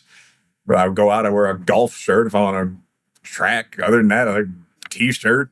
I mean, it's just, if you have the same things, and I mean, if you want to take it up a step in fashion, I'd wear a Brooks Brothers suit, and there are many men much better dressed than me, but it's the same blue suit, tie. I mean, it's been the same thing for 100 years, literally.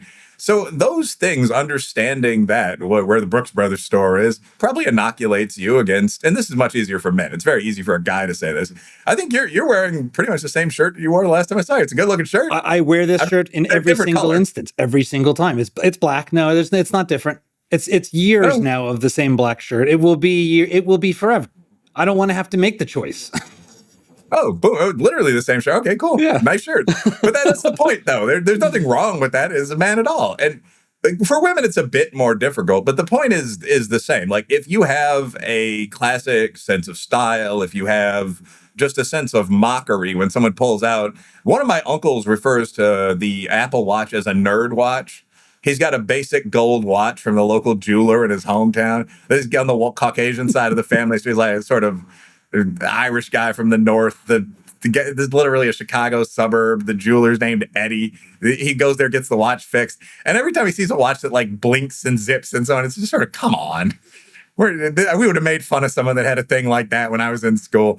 And that kind of thing, I've said the same thing 5 times. That kind of thing is what gives you stability against unnecessary change. So inculate people with the basic idea of, again, how to be physically fit, how to be financially stable, what you think mental morality is in your family. And I think the people will be fine. That's all you can do. People are, of course, going to be tempted by the things they see around them, some of which are very tempting, but others of which, when you come from that base, look kind of absurd.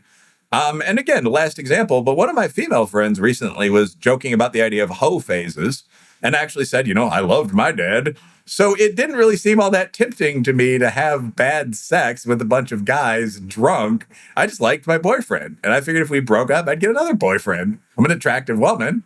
And that's actually what happened. I had 2 or 3 boyfriends. I married the 3rd guy, and I'm very happy. So it's not all that appealing to do dumb things you're supposed to do if you're aware of successful alternatives. Yeah, I think one of the ways, in some ways, I could even say like a theme of everything you were talking about is the question of like, where do you get your definition of healthy normal from? Yes. And I think if you go back to 1958, the general normal that you saw on television, even if it was slightly elevated and maybe a little stiff, was healthy. Like if everybody basically did Leave It to Beaver, your life would be good. Like if the only show, I know I'm going to sound super like an old crotchety old man, but if the only show on the internet was like Leave It to Beaver reruns and clips, and that was the only like place to go, there'd be some small percentage of people who'd be like, this is not satisfying. I want to dress like a clown. But the world would be a lot better off. And I do wonder if we started off this conversation talking about like, how do you push, but like, what's the state of woke? We've got this sort of progressive cultural ratchet effect. Everything keeps getting weirder and crazier and then normalized such that yesterday's radical is today's conservative. Is it just the Bible? Is it just the truly old and stable things that we can turn to for the reassertion of healthy normal? I mean, that's where I find myself going, is I go back to faith and say, okay, we actually do have super stable stuff here that we can turn to. And I'm not alone in that. I think there's definitely been a rise in that, especially from young men. I think that's definitely one source. I'm not the most extraordinarily religious guy. First of all, I think religion's a good thing. I think most people come back to that later on in life. I don't ever mock that. I think any of the great traditions, certainly if that's your tradition, would have a similar effect. Now, people can duel about like who's going to which hell. I don't think you should break out of yours and move into another one. But I mean, I find Easterners that follow Confucianism or something like that tend to be extremely stable. I think following like Aristotelian ethics would work very well for most people, like the virtue ethical path. Virtue ethics is also the simplest tradition. Like, do I feel like an asshole doing this? Excuse me. Like, no. Okay. And the golden mean, I think, by the way, is something Christians would do well to think about for a bit and add to their own ethics. And what I mean by this is like Christianity, except at the very top Aquinian levels, tends to be dualistic. So like something's good or bad. And there's like a long Christian debate about whether like sex is good or bad. And the general decision's been that it's good in the context of the marriage bid, which, okay, good. They've at least moved it in the right category. But what the virtuous pagans would say is that most things aren't good or bad. There's a spectrum. So you don't want to be a warmonger or a coward. What's good is being aggressive to the correct degree. And I think that's probably right. Now, you can get to the same place by breaking things into like just war and war or something like that. So most intelligent people have pretty similar ethics in practice. But the golden mean is the simplest way of defining things positively that I've seen. Again, with almost everything, with spending money, for example, do you want to be cheap or wasteful? Well, neither. You want to be normal with your household budget. So I think that the core ethical traditions of man are something that you should study all of, in fact, and decide among. And I think, like, my old priest would hate that comment, but like that's one definite source of stability. In practice, in a functional society, you'd have many sources of stability, in all honesty. I mean, you'd have your family. Yep. You'd have your friends' families. There's a great paper that came out recently that looked at whether fathers provide stability for boys. And what they found was, yeah, sure, of course, why are we even looking at this? But the most interesting finding in the paper was that it wasn't just your father, which had an increase of 20% or whatever in most positive outcomes for you. It was fathers in general. So the more every father in the neighborhood, which was defined as the 5 blocks around you, added about a 1% chance of a positive outcome to you, to your life. So even if you had no father and you lived in a neighborhood where most people were upper middle class suburbanites, you had a 95% chance of turning out fine. Other guys would come by and flirt with your mom and mow the lawn and show you how to throw a baseball. And there were some downsides to that. You'd feel a bit teased, but you'd turn out okay. Feeling a bit teased turns out to be a cost that, in fact, is a benefit. Yeah, it's better for you than being the one kid with a good dad who has nice new clothes, but who lives in the hood and who's constantly being asked to go out and do things with other kids who have no dad and who have no future. And in fact, who often are going to try to put you in the riskiest, most dangerous situations. And that's you don't always understand that not everyone has your best interest in mind as a young child. So, I mean, you'd have your family, your friends' families, is school, coaches. I mean, you mentioned television.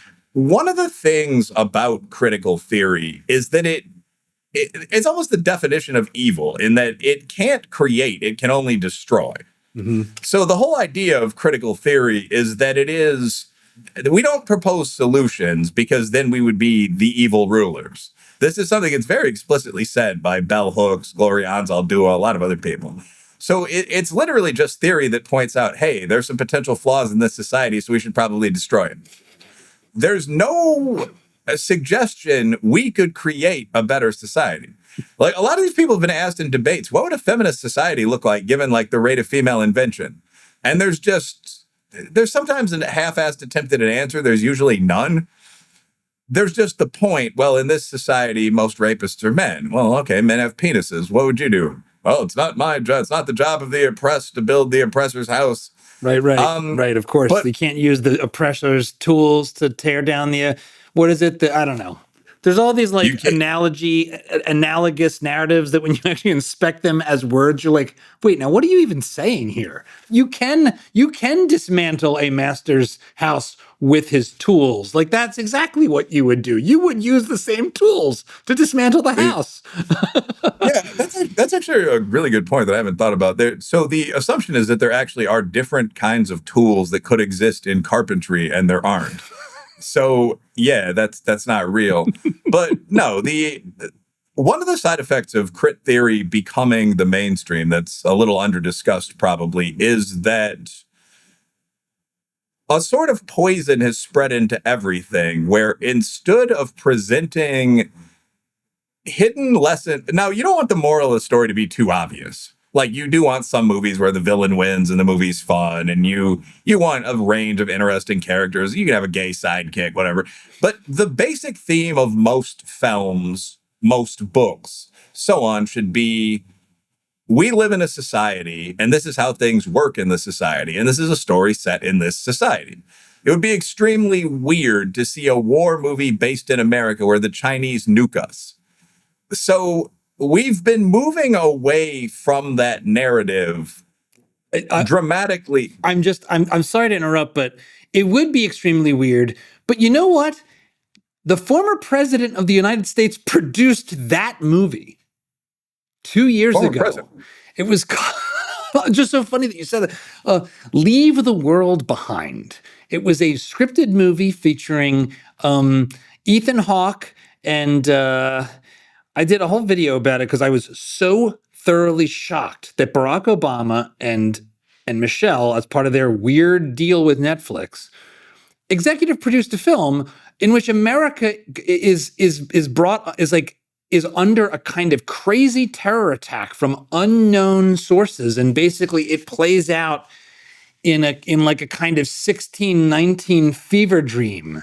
Really? It's the weirdest thing. It's like I can't even imagine any president prior to that moment being like, yeah, you know what I'm going to do after I retire from being the president? I'm going to produce movies about the destruction of the country.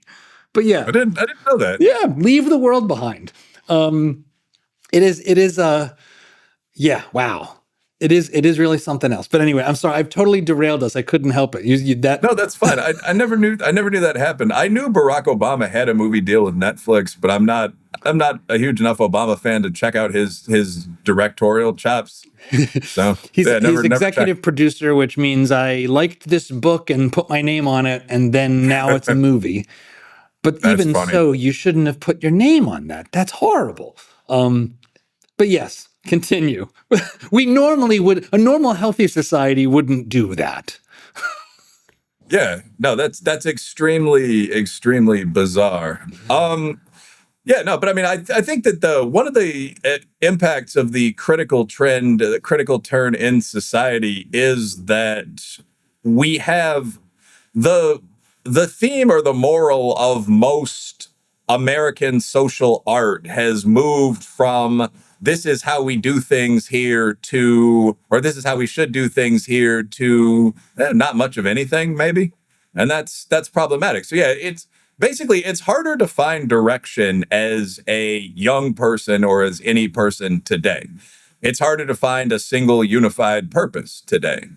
And I think a lot of people struggle with that. I saw a comment today online where someone said it must be really hard to be autistic today because the whole purpose, and it was a funny little comment, but you also get why the guy was saying that. Like the whole purpose of rules really is that if you don't know exactly what you're supposed to be doing, they make it clear. Mm-hmm. So you go to a restaurant and there's a whole array of forks and glasses and so on. I remember my first time with a date in some upscale restaurant and you're just looking at them, but you realize like you eat from the outside in and so on. And then guy over here is the captain and so forth. And you just pay tips to all these people stumbling around and you just leave. It's a nice night. And that's the benefit of etiquette. And as that fades, as all those people start leaving the restaurant, as there's only one knife and fork everywhere, and as standards for service and tipping and so on start varying dramatically, it becomes harder to navigate. And the whole world is now the human on human variant on that. So I don't know. It's pretty interesting. Did you ever see the thing where Matt Walsh talks about 101 Dalmatians? I have not, I don't think I have. Well, lay it on me. Yeah, it's just a little scene, but I believe it's 101 Dalmatians, but there's a scene in the movie where the guy's walking with his dog, Pongo or whatever, and they're in the park. And the dog intentionally trips up. The part of this movie is the dog trying to seduce a young woman for his master. And the dog is very in this high IQ way watching for women. So for like 10 minutes at one point, the dog observes all these women and goes through this ridiculously un-PC that never passed muster today. Like one woman is too fat, one woman's too rich, one woman's too young, and they're all walking with dogs. So the chubby woman has a pug and the rich woman has a French poodle and so on down the line. Anyway, a normal, attractive, kind of middle to upper middle class woman walks by with a Dalmatian on a leash. And the dog, himself a Dalmatian, is like, yes, I picked this one. So anyway, the woman is walking through a park with her dog And the dog Pongo runs and trips her up with his leash. And the woman falls onto the guy, and they hug awkwardly, and they end up agreeing on a lunch date. And a couple weeks later, they're together. And someone commented on how unrealistic this was. And Matt Walsh took issue with it. And I mean, I've done radio. You have a lot of time to fill, right? So he does about a 10-minute rant about this. And I've done rants about a lot of other things, like playing baseball in Chicago against people that were obviously 17. So this was not a.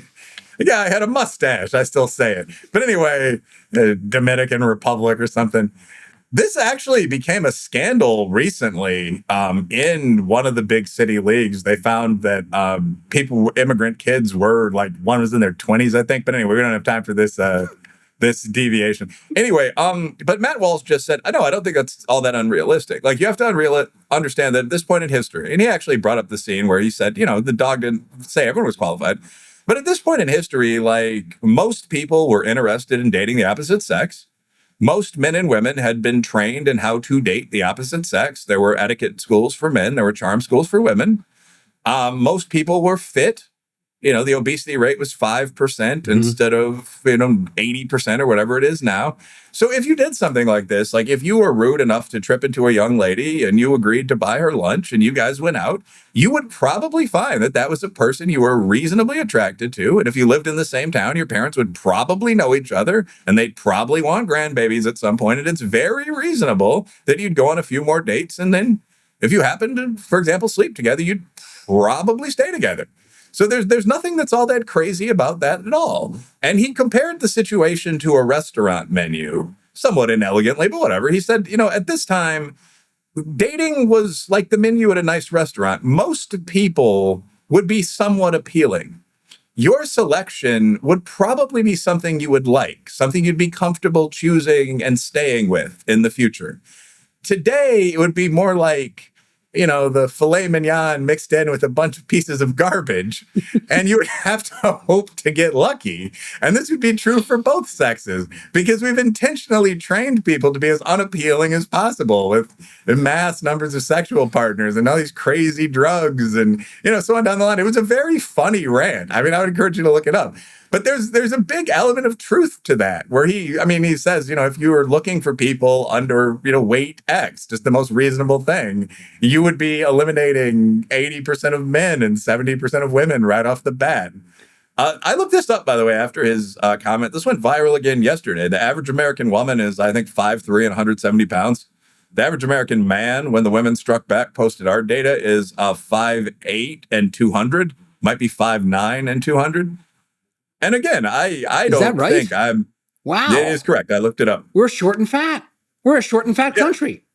We're a short and fat country. And I don't think, like I said, I don't think when you feel that when you walk, and I hate, I'm not really a Europhile. I'm a big fan of Italy, but you do feel it when you walk around like any European city. You're like, oh, there's the Americans.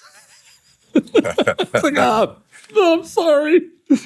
I'm guilty as charged. I'm overweight, so but no, but I need to. My goal for the summer actually is to, in a bunch of different ways, get in. I'm never going to say the word looks max, but like get in shape, polish up. But I'm 5'10" and 10 pounds under that, so that kind of gives you an idea of what we're looking at, what we're dealing with.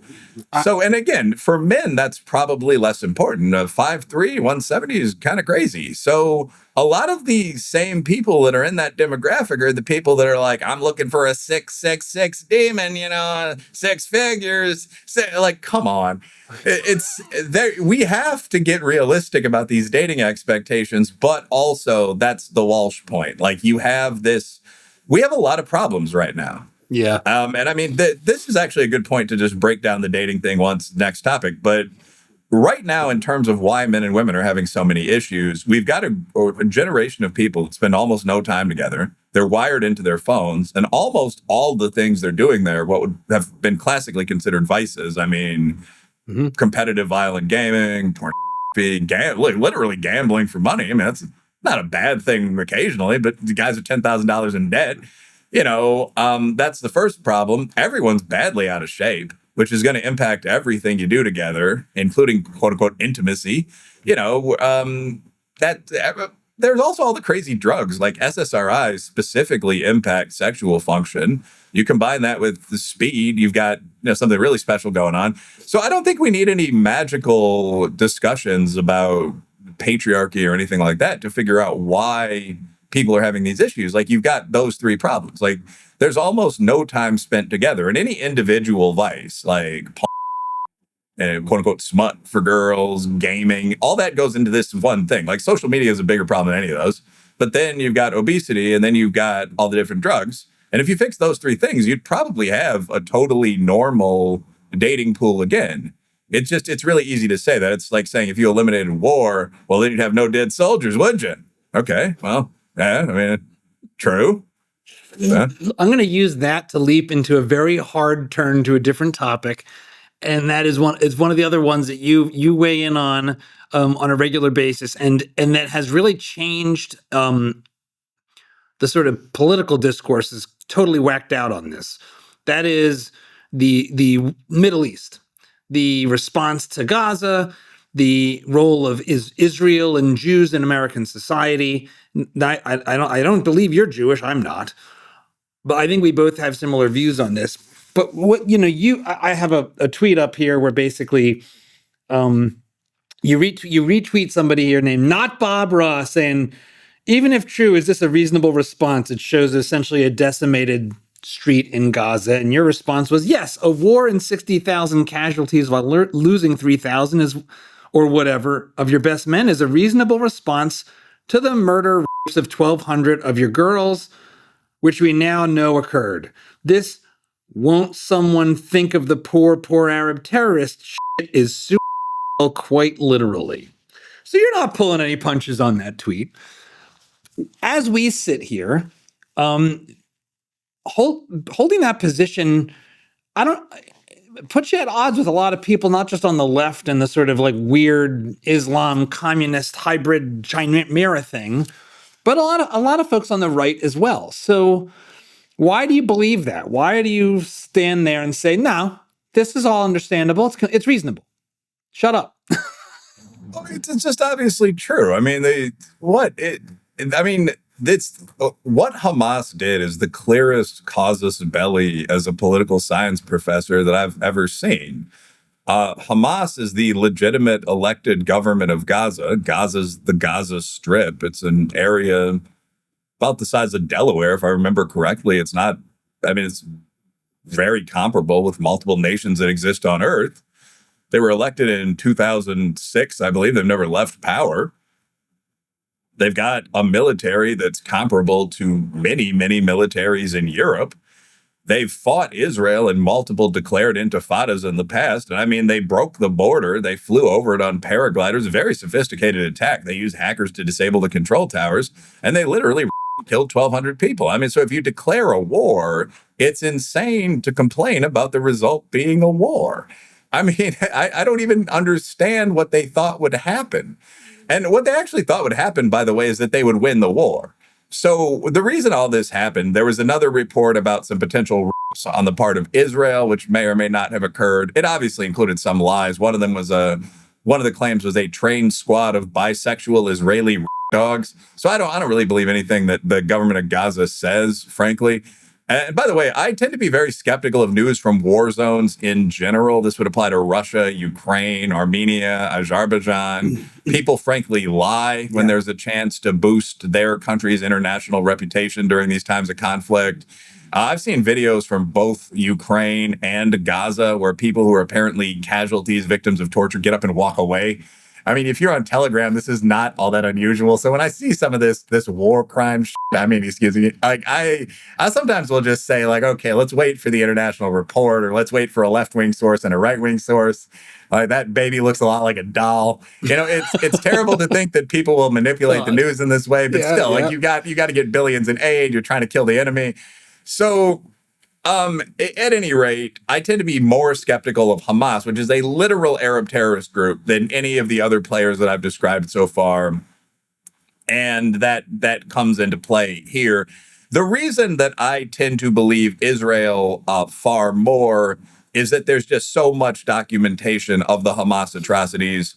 the day of 7 October, the Hamas terrorists uploaded them to Facebook and Telegram, and we all saw them. Like anyone who's a former internet kid who's still wired in, I mean, has access to those two platforms and watched some of them before you got disgusted and turned them off. Yeah. And I mean, they're still all preserved. They're still on Telegram now. I mean, so it's these denials for normies that doesn't work. But and Wilfred, there's been a genocide since then. That's the claim. That's the claim, that what's happened in response is a genocide. Well, first of all, like, I'm getting kind of tired of the magic words used in discourse. Israel, by the way, would also say that Hamas is genocidal because the Hamas compact includes from the river to the sea. My own comment to both belligerents would be that words mean things. But like moving back to, I'll respond to that, but like moving back to why I'm not sympathetic to Hamas. First of all, they're a bleeping terrorist group. Second, they literally started a war. The response is a war. I mean, the Hamas lost 60,000 people. They're the government. They lost 60,000 people. These aren't innocent kids that were murdered. Israel lost 3,000 people, not counting the initial 1,200. They signed a peace deal. That's it. They lost a war. That's exactly what happened. That's exactly what everyone thought would happen. Germany and Japan lost a lot more people after Pearl Harbor, after we got into World War II. There's nothing exceptional here at all. The only thing that kept Hamas at all sympathetic is that Western liberal idiots will defend literally any brown person against literally any person they perceive as white. This is why, like, Big Mike Brown, George Floyd, Trayvon Martin, literally, let's actually leave Trayvon Martin out of there, but literally any black criminal to be killed, no matter how responsible, you could at least argue George Floyd, you couldn't argue Mike Brown, in an altercation with the police, became a hero for a period of like 10 years. So including like totally reprehensible people like Jacob Blake, who was a who went back to his victim's house and fought the police with a knife. Hamas is the Jacob Blake of international relations. But anyway, like, moving to the genocide, and I don't think Israel is a victim of genocide either. Genocide is a term that's become almost meaningless online, like trauma, harm. This really bothers me, actually, as someone who writes professionally. But Hamas's claim that they're suffering a genocide is that Israel has killed people while planning on the destruction of a people or a nation. But this is just wordplay. By that standard, every war is a genocide. The actual definition of genocide from the Genocide Convention means either one of two things. One, wiping out an ethnic group. That hasn't happened, so there's no genocide. The second is a complex bunch of nonsense that's been interpreted by different courts to include things like teaching Indian children a foreign language. And again, by that standard, every war is a genocide. So are a bunch of other things. That's where the argument that trans genocide is happening comes from. By that standard, I guess I would say Israel and Hamas both, again, have arguments. But I don't care about that kind of genocide. That's not what anyone means. That's like saying, and I don't want to keep coming up with these like sexual examples, but like that's like saying if your wife has sex with you in the morning, you're a victim. There's a thing the word means, and then there's a thing that's been grafted onto the word by like feminist, meninist, critical, whatever theorists over the past 50 years that no one agrees with offline. So when people use the second to mean the first, it's fine to just laugh at it. I think that would be my approach. One of the things that I saw recently was, and I can't remember the exact origin of it, so maybe this is like nonsense, who knows? But that there was actual like demonstration of Hamas claiming that they have something like 50,000 fighters who have been killed in the conflict and therefore need whatever. They're providing something to the families of the 50,000 killed. I mean, it kind of gives away the whole game. If there's 60,000 dead and you're saying 50,000 of them, by your own account, were fighters. What do we do? Why do you think this story, this sort of Islamic terror sympathetic pro-Gaza, pro-Palestinian story has gotten so much traction with such a wide range of people?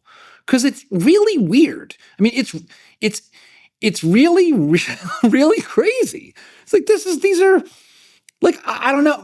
I half the time I'm like, have I just been propagandized by people? And why can't I see it? I don't see it.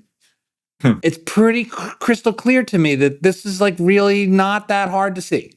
but I feel like I'm almost being gaslit, but I'm staying intransigent despite the gaslighting. Well, I think that there are a couple different levels to this. Like, so on the one hand, as a political scientist, I would say that inaccurate versions of a lot of international war stories are fed to the USA all the time.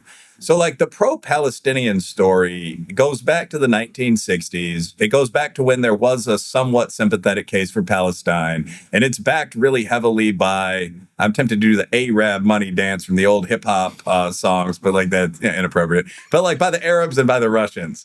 And so that's just a thing. And like Israel comes in with money on their side too. We know that. But like, that's just a thing. The Arabs, to counter Israeli money, spent a lot of money on the Palestinian cause. And it's just a thing that goes back for decades. I mean, you can find pictures of people wearing those stupid keffiyehs on campus in the 70s.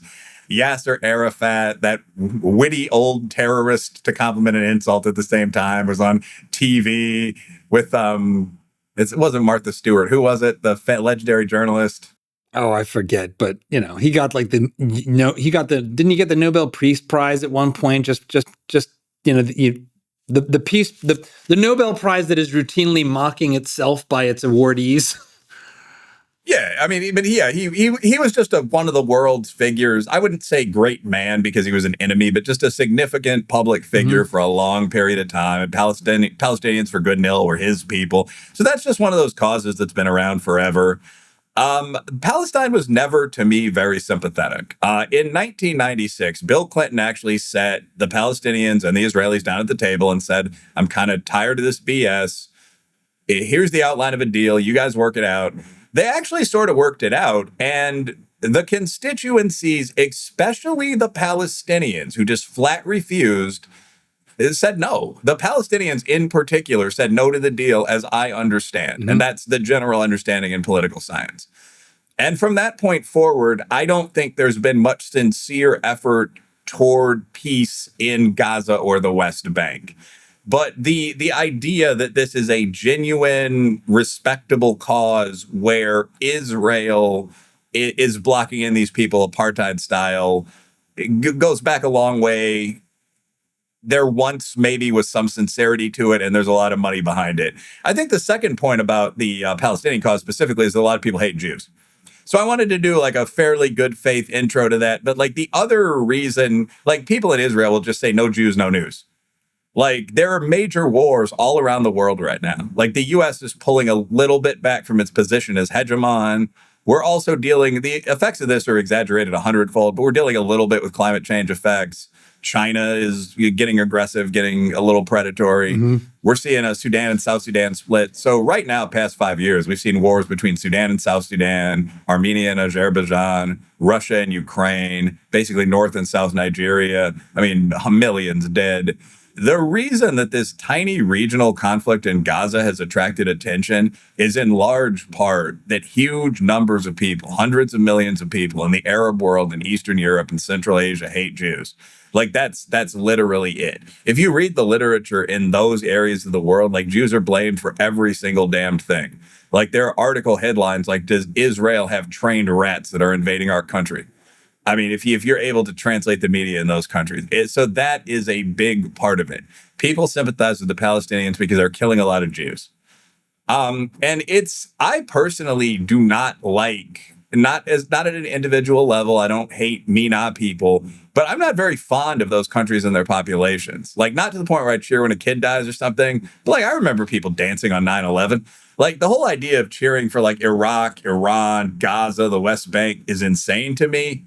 But that as you mentioned, there's this weird horseshoe between our hard right, which seems to think the USA Today is this corrupted country run by Negroes and Italians and Jews, and like the opponents of the Jew, you know. Maybe because I am of Italian descent. I find solidarity with my Jewish brothers and sisters a little more. And my black brothers and sisters, for that matter. I feel like it still seems a little like not sufficiently explanatory, though, that the the like Israeli genocide / Jew control of America thing has gotten the kind of currency it has today in such broad ranging quarters. And I mean, especially just because like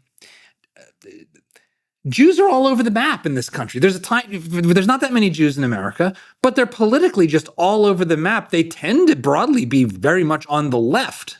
So like I just don't see how any of this adds up. Like there's people that appear to seem like they're trying to be serious people that spout this stuff. And like one of the most sane, you're a sane voice on this matter. Another person that I just find to be eminently sane as an aggregator is Coleman Hughes. He seems to have decided he's going to take this seriously. And he's come out of that process, I think, one of the most reliable voices bringing together the story. Like, why talk about it at all? Why do you even, is it just because you like to mouth off and opine on all kinds of stuff? Why have you made it, why have you waded into these waters? Well, I mean, I think my job, I don't think I'm a journalist or anything, but I mean, I think my job as a commentator is to say things that are true, that I believe. And the reality of the Israel-Hamas conflict is that I'm sure there's some atrocities on both sides, but Israel's clearly in the right. I mean, Israel is a small Jewish state that's surrounded by large Arab majority states that in Western terms are much worse. I mean, almost none of them have full rights for women. Many of them are Islamic theocracies. All of them are poorer than Israel is, and so on down the line. They've launched multiple aggressive offensive wars against Israel. Many of them have pogromed their own Jewish population since Israel was launched. So, I mean, the idea that Israel is in any way the aggressor in or the problem in the region is absurd. And in this particular case, I mean, the war was launched by Hamas. Hamas unprovokedly attacked a neighboring country and 1,200 people. So when people ask me what I think about this conflict, I'm going to just tell them, like, these are the facts on the ground. I'm also just annoyed by the unbelievable degree of dishonesty on the modern political left. Like, it really is to a point where you do feel like you're being gaslit. You wonder if you could be wrong. Like, you watch this video on Facebook or Telegram or Instagram of like 1,200 people, or it was 12, that was the number of murder victims. You watch this video of like 5,000 fighting men crossing a border, a classic border breaking, and then killing all these people like on video. And this entire music festival, I mean, some people are fighting bravely, other people are being killed, soldiers are arriving at the scene, there's a battle. You see all this. They come 50 miles inland of the border. Yeah. Another battle. All this is happening. They're defeated. Most of them are killed. Some retreat in good order. You see all this happening. And the next day, people say, oh, none of that occurred. Like, you wonder if you missed it somehow, but you eventually realize, no, they're lying. And the question comes to mind, like, how could they do that? And you realize, well, they're just realizing most people don't have your level of internet access. They're just willing to tell these lies to protect their pet terrorists. And there actually is a moral imperative, for want of a better word, to counter that, to say, well, no, I saw this. And there's a UN report being prepared, which just now came out, that says what happened. So I do think that there is a duty almost, it gets pretty deontological to say, well, this is something many of us observed, because it is. Yeah,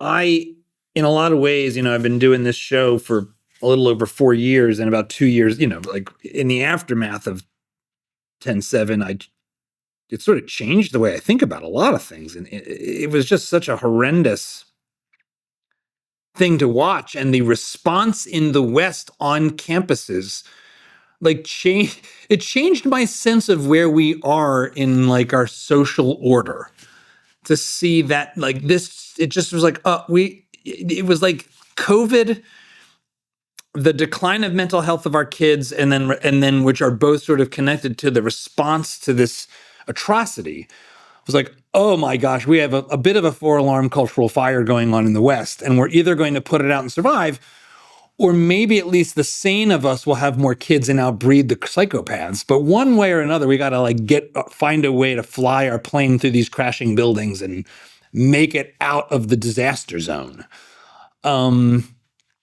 Where's your what as you look at sort of the landscape for let's just say the right, but just maybe just political discourse more broadly?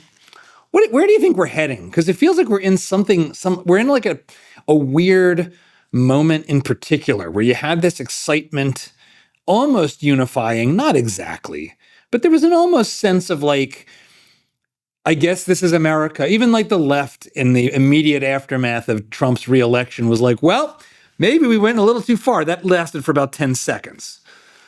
But now you've got like sort of the people that all came around together to support Trump, fractious, at each other's throats.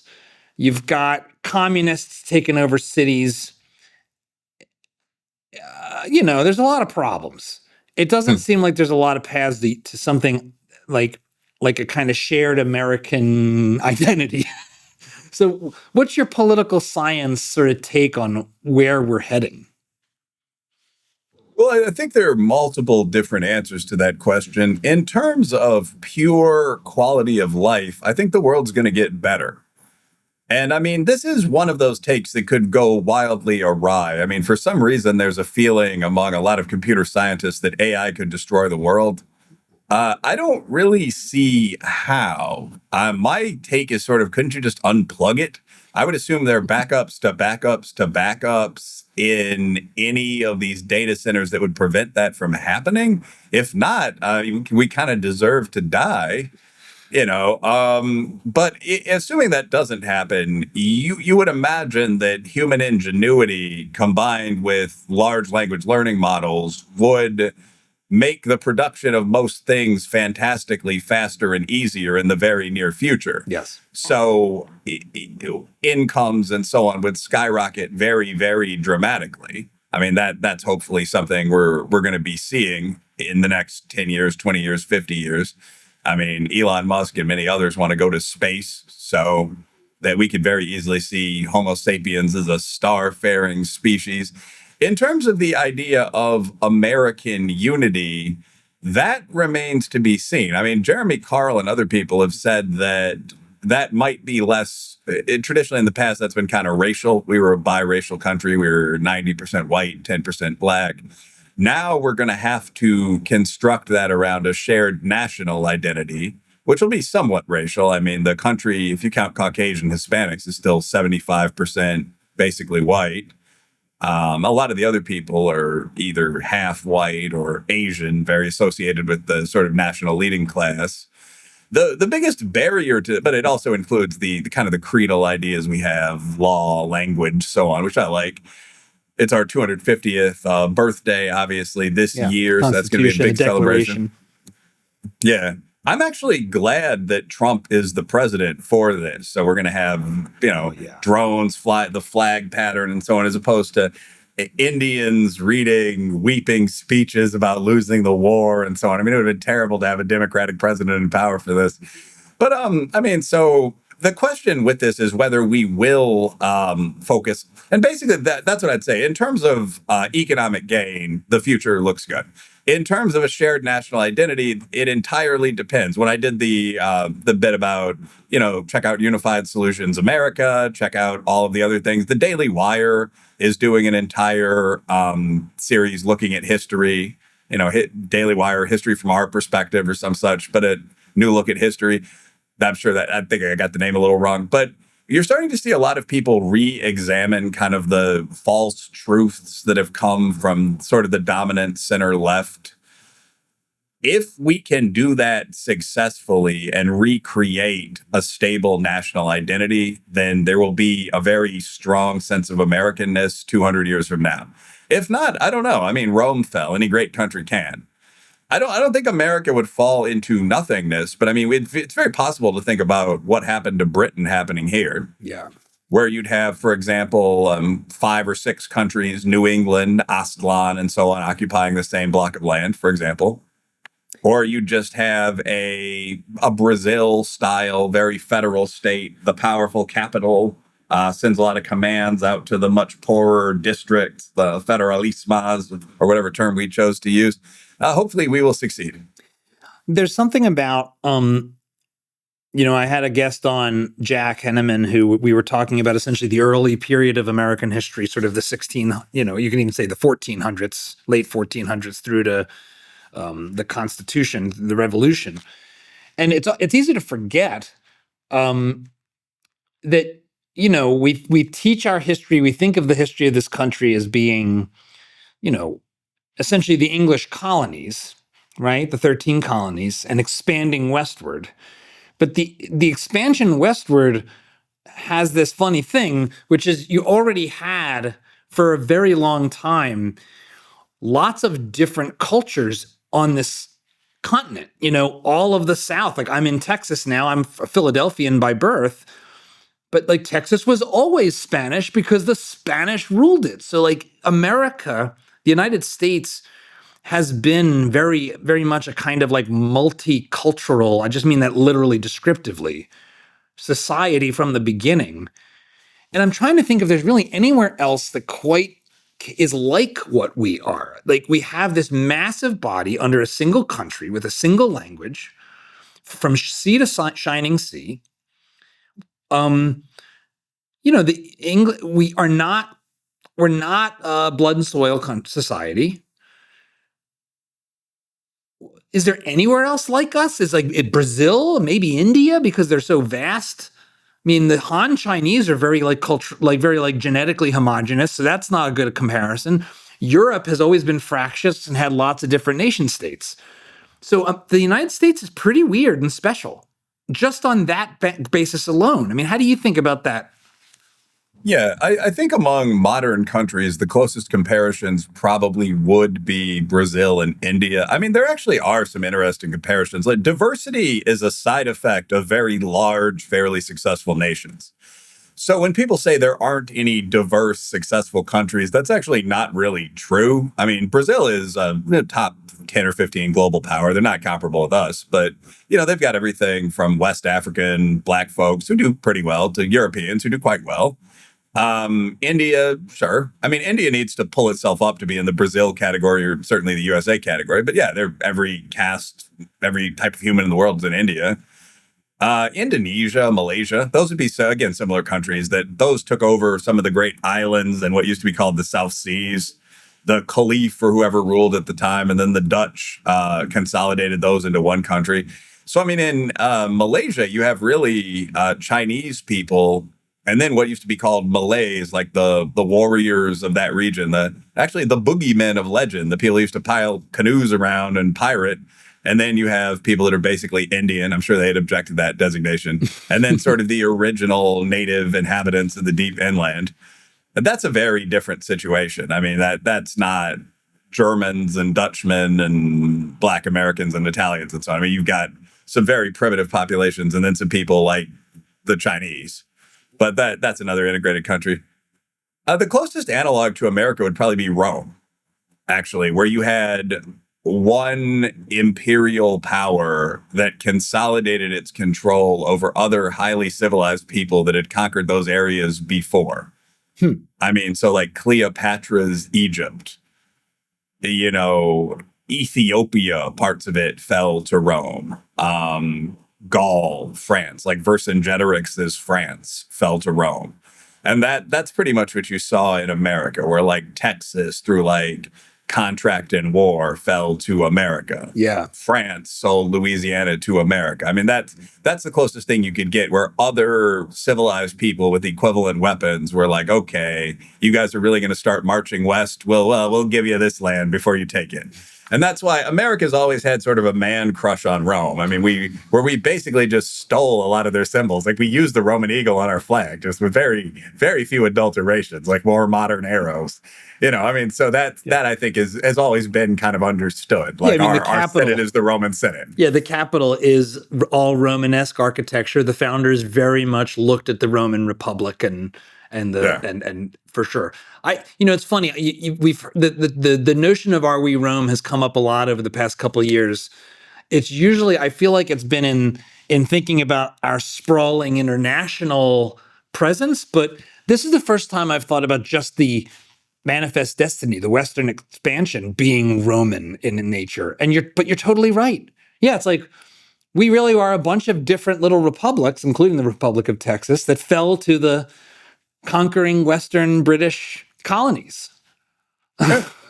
That's really interesting. I mean, and you could continue the analogy, like New England would be the Italian peninsula or Italy. I mean, those are the first and probably the most civilized, and the troops from there spread outward, and people mostly liked them, but sometimes fought them and lost. And so you end up taking up areas, first Greece, it'd probably be the upper South and so on. I mean, yeah, it's an interesting analog, but yeah, that's the inevitable question when you get into the Roman analogy is, when are we going to go imperial? Because what happened with Rome, and actually this is what led to Rome's great peak and then downfall, right? I mean, Rome had eventually too large and too diverse a population to really continue with fair democratic elections. So they went with these strong central leaders. We probably wouldn't have one emperor. We'd call it something else. The emergency powers for such and such a period of time. But actually, because the populace is still very high IQ and functional, which would be the case with our, Indians and Eastern Europeans and so on. I mean, the empire did better than the republic for about 150 years. And then gradually they started letting in barbarians because the citizens wouldn't fight anymore. I mean, this is what would happen to us in the end. And then the country collapsed. But I mean, our high imperial period might start soon. There's really going to be a question of whether we allow that. That actually might be the next step. Well, that's a great place as we start to keep going. I know we're coming to the end, and the notion of we might fall to empire is an interesting place to end our conversation. But I don't even know if it's a fall to empire. I mean, I don't think Trump would be a good emperor. He thinks too much of himself. But I mean, if Marco Rubio as emperor wouldn't actually I'd give him a good solid 40 years. He'd add a couple new provinces to the USA, Venezuela, Iran, Cuba. Afghanistan. If I were emperor, I'd free the girls over there. It'd be my mitzvah during my reign. Marcus Aurelius, Marco Rubio. I like there's a ring to that. Marcus Rubius the First. The sword of the eagle. We're laughing now. We're young enough together, you and I, that we could, if this were going to happen soon, we could live through it. I guess if I had to pick an existing politician to become an emperor, Marco would be pretty high on the list. Okay. Yeah, I'd have to say that. I mean, I don't want an empire. I'm too fond of the actual American system as our founders constructed it. It is Dad saves America after all. You become an empire. I don't know. You're not really America anymore now. You're something else. As we wrap up our romp together, Wilfred, our crazy making romp, are you optimistic or pessimistic? Maybe you answered the question in thinking that we're potentially heading towards empire. So I guess you could be optimistic empire or pessimistic empire, but where do you sit on this 250th anniversary of our country? I'm basically optimistic. I think human beings will be better off in 100 years. I guess the pessimistic caveat would be there's a 1% chance we'll all be dead, but 99% chance better off. I think AI tools, recombinant DNA technology, so on, will have real life-changing effects. Given that they could actually fight and use a computer and do the other things that the upper 20% of our society can do, if you took a human from today, the army vet who works in banking right now, and dropped them off 500 years ago, people might think they were a god. And I think that we'll see that similar progression forward. Now, if you took an ordinary bum that's at that 5'8", 200 pounds level and dropped him off 1,000 years ago, people might think they were food. So you might see that bifurcation a little bit more. But I definitely do think you will have more potential to unlock, I won't say the godlike, tempts fate a bit, but to unlock maximal Captain America human potential. What will hold that back will actually probably be various illogical taboos. we shouldn't be tampering with that when it's things like removing, I won't even say Down syndrome, but removing the chance of childhood blindness from the human genome. I think that things like that, getting rid of guinea worm, which we just did in Africa, it's a parasite. It gets into your body through the skin, eats its way out. We figured out how to, and a lot of the Africans actually did a lot of the scientific work here, in fact, figuring out how to get rid of that in clean looking bodies of water is just a good thing. So we're going to see a lot of innovations like that. We're going to see a lot of those improvements in Africa and India, where most of the work will have to be done. In terms of the developed West, we may move toward a more centralized imperial model or something, but, life expectancy might expand toward 130. I think we'll have the old sci-fi tutorial implants, computers, and, for example, your glasses, if not the bones in your head, will be very active. But I don't know if we'll see changes as dramatic as IQ rising 30 points, and Nigeria is an obvious candidate. But with all those things happening, I think that life will be better for most people. And you are you teach at a historically Black college. You write books like Hate Crime Hoax. You have conversations like the one we've had. Where do you think the race relations and sort of the dialogue about race in this country heads in the next 10 years? I think it'll be a lot more honest. Now, in the next 100 years, and I got a lot of criticism from Black and white people for noting this once during a debate with Jared Taylor, who founded the alt-right. I'm not sure there will be many single race people if you look at trends in interracial dating. I mean, 24% of marriages are interracial. So, I mean, a lot of people might look somewhere between Sicilian and Brazilian, or, and there's no reason these would be all Black and white. I mean, if you're talking about IQ, you might see a slight rise as many Black or white people have an Asian partner. And I guess we'll get to see whether that's cultural or genetic, right? I mean, we can all just adopt American study habits and be the same, but look Asian. We'll see. But the rate of interracial pairing, whatever the athletic and intellectual impacts, and again, those might turn out to be purely due to environmental and background effects, or at least do that way to a very large degree, are increasing in frequency. So I'm not sure we'll have race relations in the conventional sense a century or more in the future.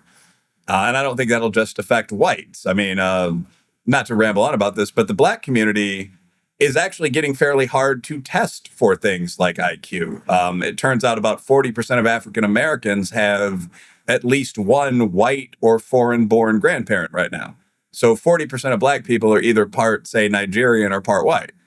And I mean, that brings up the question of what is Black? For reparations, are you writing a check to yourself? 10 years in the future, that's a different question. I think we're going to get more honest. I mean, I mentioned just openly in a public forum discussions about IQ and athleticism. That would have been a bit taboo 5 years ago. Oh, yeah. I think in 2027, they're going to unlock the Martin Luther King papers. The JFK papers have already been unlocked. So at some level right now, we already know these 1960s civil rights guys, Black and white, were enormous horn dogs. They were chasing prostitutes around. The JFK had something like 36 mistresses, I think was the term. I bet King beats him. I'm cheering for Team Black. It's just like, how are people going to react to that? These were just men like any other. If Kennedy and King were no more ethically perfect than Lincoln and Washington, in fact, a bit worse, will people finally shut up about the founding fathers, the old greats? I think there are going to be a lot of things like that. Crime data is now fully out in public. The Black community is being pressured to fix that, just like poor white communities were in the past with, say, lynching and racial violence, just like Latino communities were with drunk driving during the MADD era. I think that's good. I mean, if there are pathologies in my community, we should deal with them just like everyone else did. I mean, Italian Americans took a lot of crap about the mob. There was an entire hidden criminal syndicate in the Italian community. So yes. I think we're going to be in a phase with social media where no one can just say, remember that famous mafia quote, like, there is no black hand, where the guy's raising his hand? Like, no one can get away with that anymore. And I think that's going to be basically good. So we're going to have open talks about sport, the brain, crime. The one thing that you and I and other normal people, a lot of whom are going to be men on the right, are going to have to do is keep out both the frenzied sort of blue-haired, you boys can't say that kind of people, and the like actual Nazis, like most of the people in this conversation should be dead. Like you foreigners, you white immigrants, you blacks, all of you Indians should be dead. That can't be allowed either. People are going to think everyone talking is a lunatic if that dominates the scene. What is your advice for me and people like me? Namely, I am trying to tackle these subjects in a more plain-spoken way that isn't afraid of the people who would say, like, how dare you? I had Magat Wade on the show, and we talked at length about the IQ questions because they come up. And, as a Christian, as a Catholic, I don't really care what your IQ is in terms of your human dignity and your universal value as one of God's creatures. So I feel like whether or not populations have this or that average characteristics, I'm just going to talk about. Do you have any advice for those of us that want to do that, given that this is something that you're doing professionally, and also, you're coming from an interesting place and you're in a school that, again, puts you in front of, a lot of people that could be like, what is this guy talking about? You're a racist. What's my advice for talking about things like just standard IQ or athleticism? The things that are taboo and difficult. You've got this book here, Taboo. What is your advice for talking about these taboos in a way that's actually healthy and moves us towards better understanding of each other instead of just wanting to punch each other in the face? My advice is to, I said my IQ for some reason, overrated. That's what it is. But my advice would be to lead with data and minimize it a bit. So the current black-white IQ gap is 11 or 12 points. I mean, I would just present the data set and say it's 10 points and let people look for themselves. And I'm not advocating dishonesty or anything like that. I'm just saying, say something that's obviously true. And if someone says that can't be true, show them the thing. And if anything, be a bit kind to their point of view. And by the way, I mean, I'm the average, the average Asian white in favor of Asians IQ gap in that data set is 7 points, I think. So like these vary all across the board. Blacks and Hispanics were pretty much the same. And all Americans beat the world by 10 points or whatever it was. So there's nothing particularly magic about any of this. I'm a culturalist, so I think things like study time explain a great deal of these group gaps. But just have data available and don't exaggerate what you're saying. And there's not much people can say. Like generally and sort of hereditarian, very like pro-white people don't actually like the data I use on this all that much. But generally, when I talk about race and IQ, the data set I use is from Charles Murray in 2021.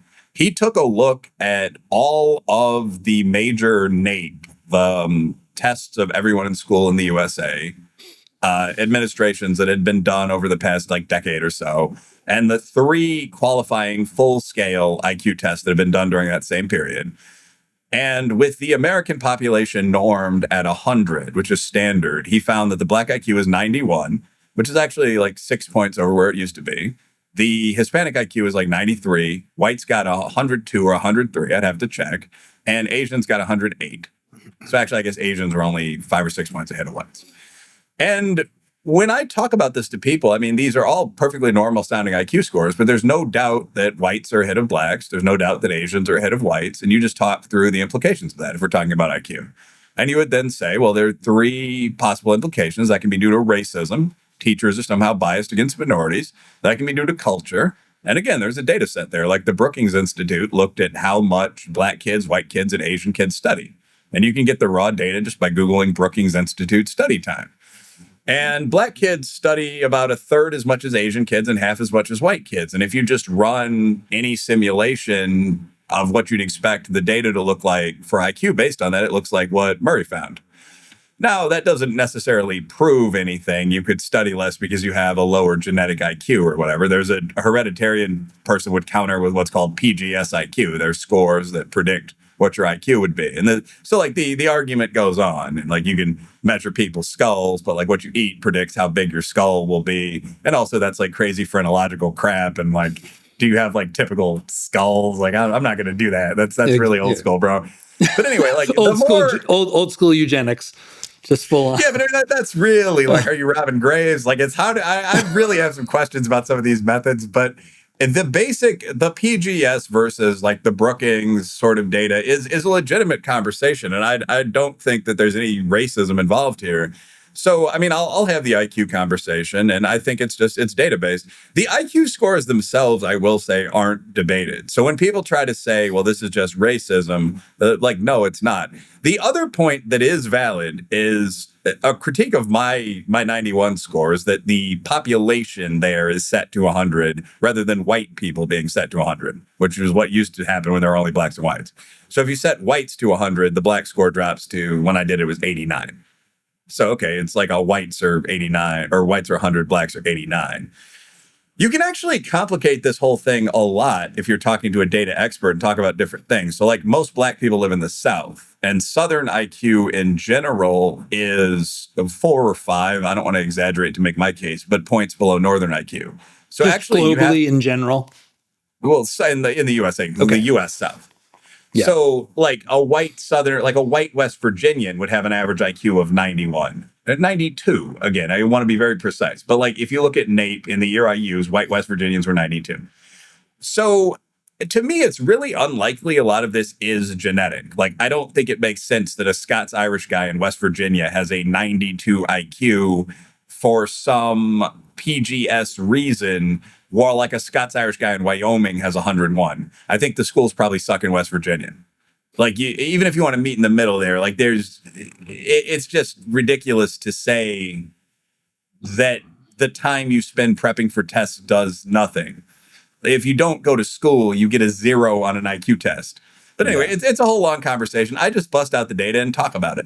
And I enjoy talking about it as long as people don't start screaming and ranting. And I find that in this space, a lot of people do start screaming and ranting. Like, a lot of people who've been called racist hundreds of times, and like, I get it, do get really mad if you disagree with them. They think you're trying to call out their area of expertise as just bullshit, fake science, and so on. The actual question's interesting. I brought this up with one of my students recently, and they were like, yeah, probably the actual answer is just 50-50. Which I wouldn't be surprised at all to see, I wouldn't be surprised at all to see training predict the vast majority either.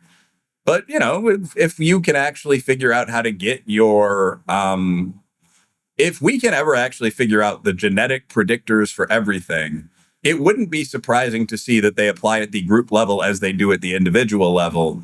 We just haven't done that yet. I think that's completely accurate. That's not something we've done currently.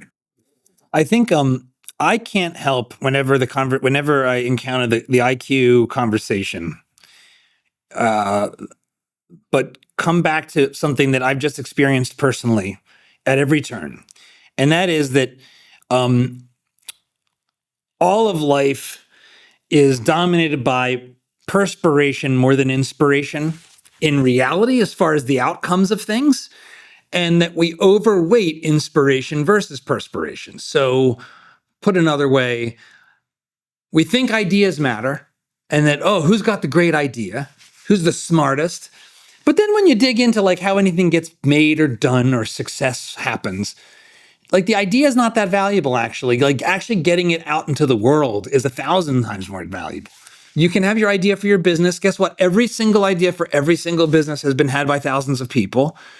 Are you the one that's going to stick through it? Are you the one that's going to actually just act? Like, if you just act on your idea, you're immediately probably in the top 10% of the planet simply by moving past talk to action. And so that to me suggests that wherever you might be in terms of your genetic average or yada, yada, yada, your character and what kind of person you decide you're going to be is going to be strongly determinant of what your life is going to be like. What do you think? What do you think about that as a baseline for approaching this subject? Yeah, I think that's obviously true. I mean, so my point about the genetic stuff, I would make 2 points. First of all, these are not extraordinarily large gaps. If you look at Murray's actual book, what he says is that I believe 27% of blacks and 70% of Asians would be ahead of the white performance median when you look at IQ. So when you look at a person, you have no idea where they fall on any performance scale. And that's almost where I'd stop my analysis unless I'm literally counting heads for some large corporation. This might be relevant in terms of like neighborhood selection at the group level. It's not really relevant in terms of individual estimation. But beyond that, and again, remember also the genetic component of this is at most half. Like I don't know a hereditarian that'd go beyond 55%. Like very few serious people offline think that like hours of prep time per day doesn't affect IQ test scoring. Like that's a crazy fringe perspective. So if you've got a 10-point, 11-point gap, 5.5 points of that might be purely genetic in origin. So you keep shrinking this down. It's silly to deny that it might exist, although I don't think that's been confirmed. But that's the level of what we're talking about. So when people online say, the average IQ of Africa is 60, Eastern Europe is 70, and America is 105, they're just making stuff up. But beyond that, there are other. When you say there are other things that come into play, like there's your level of personal confidence, there's your level of ethics, morality, physical fitness, all that obviously plays a role as well. So IQ is one of about 10 characteristics that predict success in life. That's important to remember. It's also important to remember, because there are differences even among groups in, athletic ability, so on down the line. Like if you're taking a black guy, white guy, an Asian guy with a 97 IQ, you're not necessarily looking at the same guy in terms of region of the country, physicality, appearance, so on. So you again have to get back to looking at people as individuals. It is also, however, stupid to deny there can be group level differences. So that's the one thing. Difference is very small. Look at people as individuals. Two, bell curves have tails, and some of that stuff might matter when it comes to, say, migration. If you're taking in 10,000 immigrants in 1 year as we draw immigration down, are you going to take them in from Japan or Somalia? That's probably going to be pretty relevant. Yeah. I think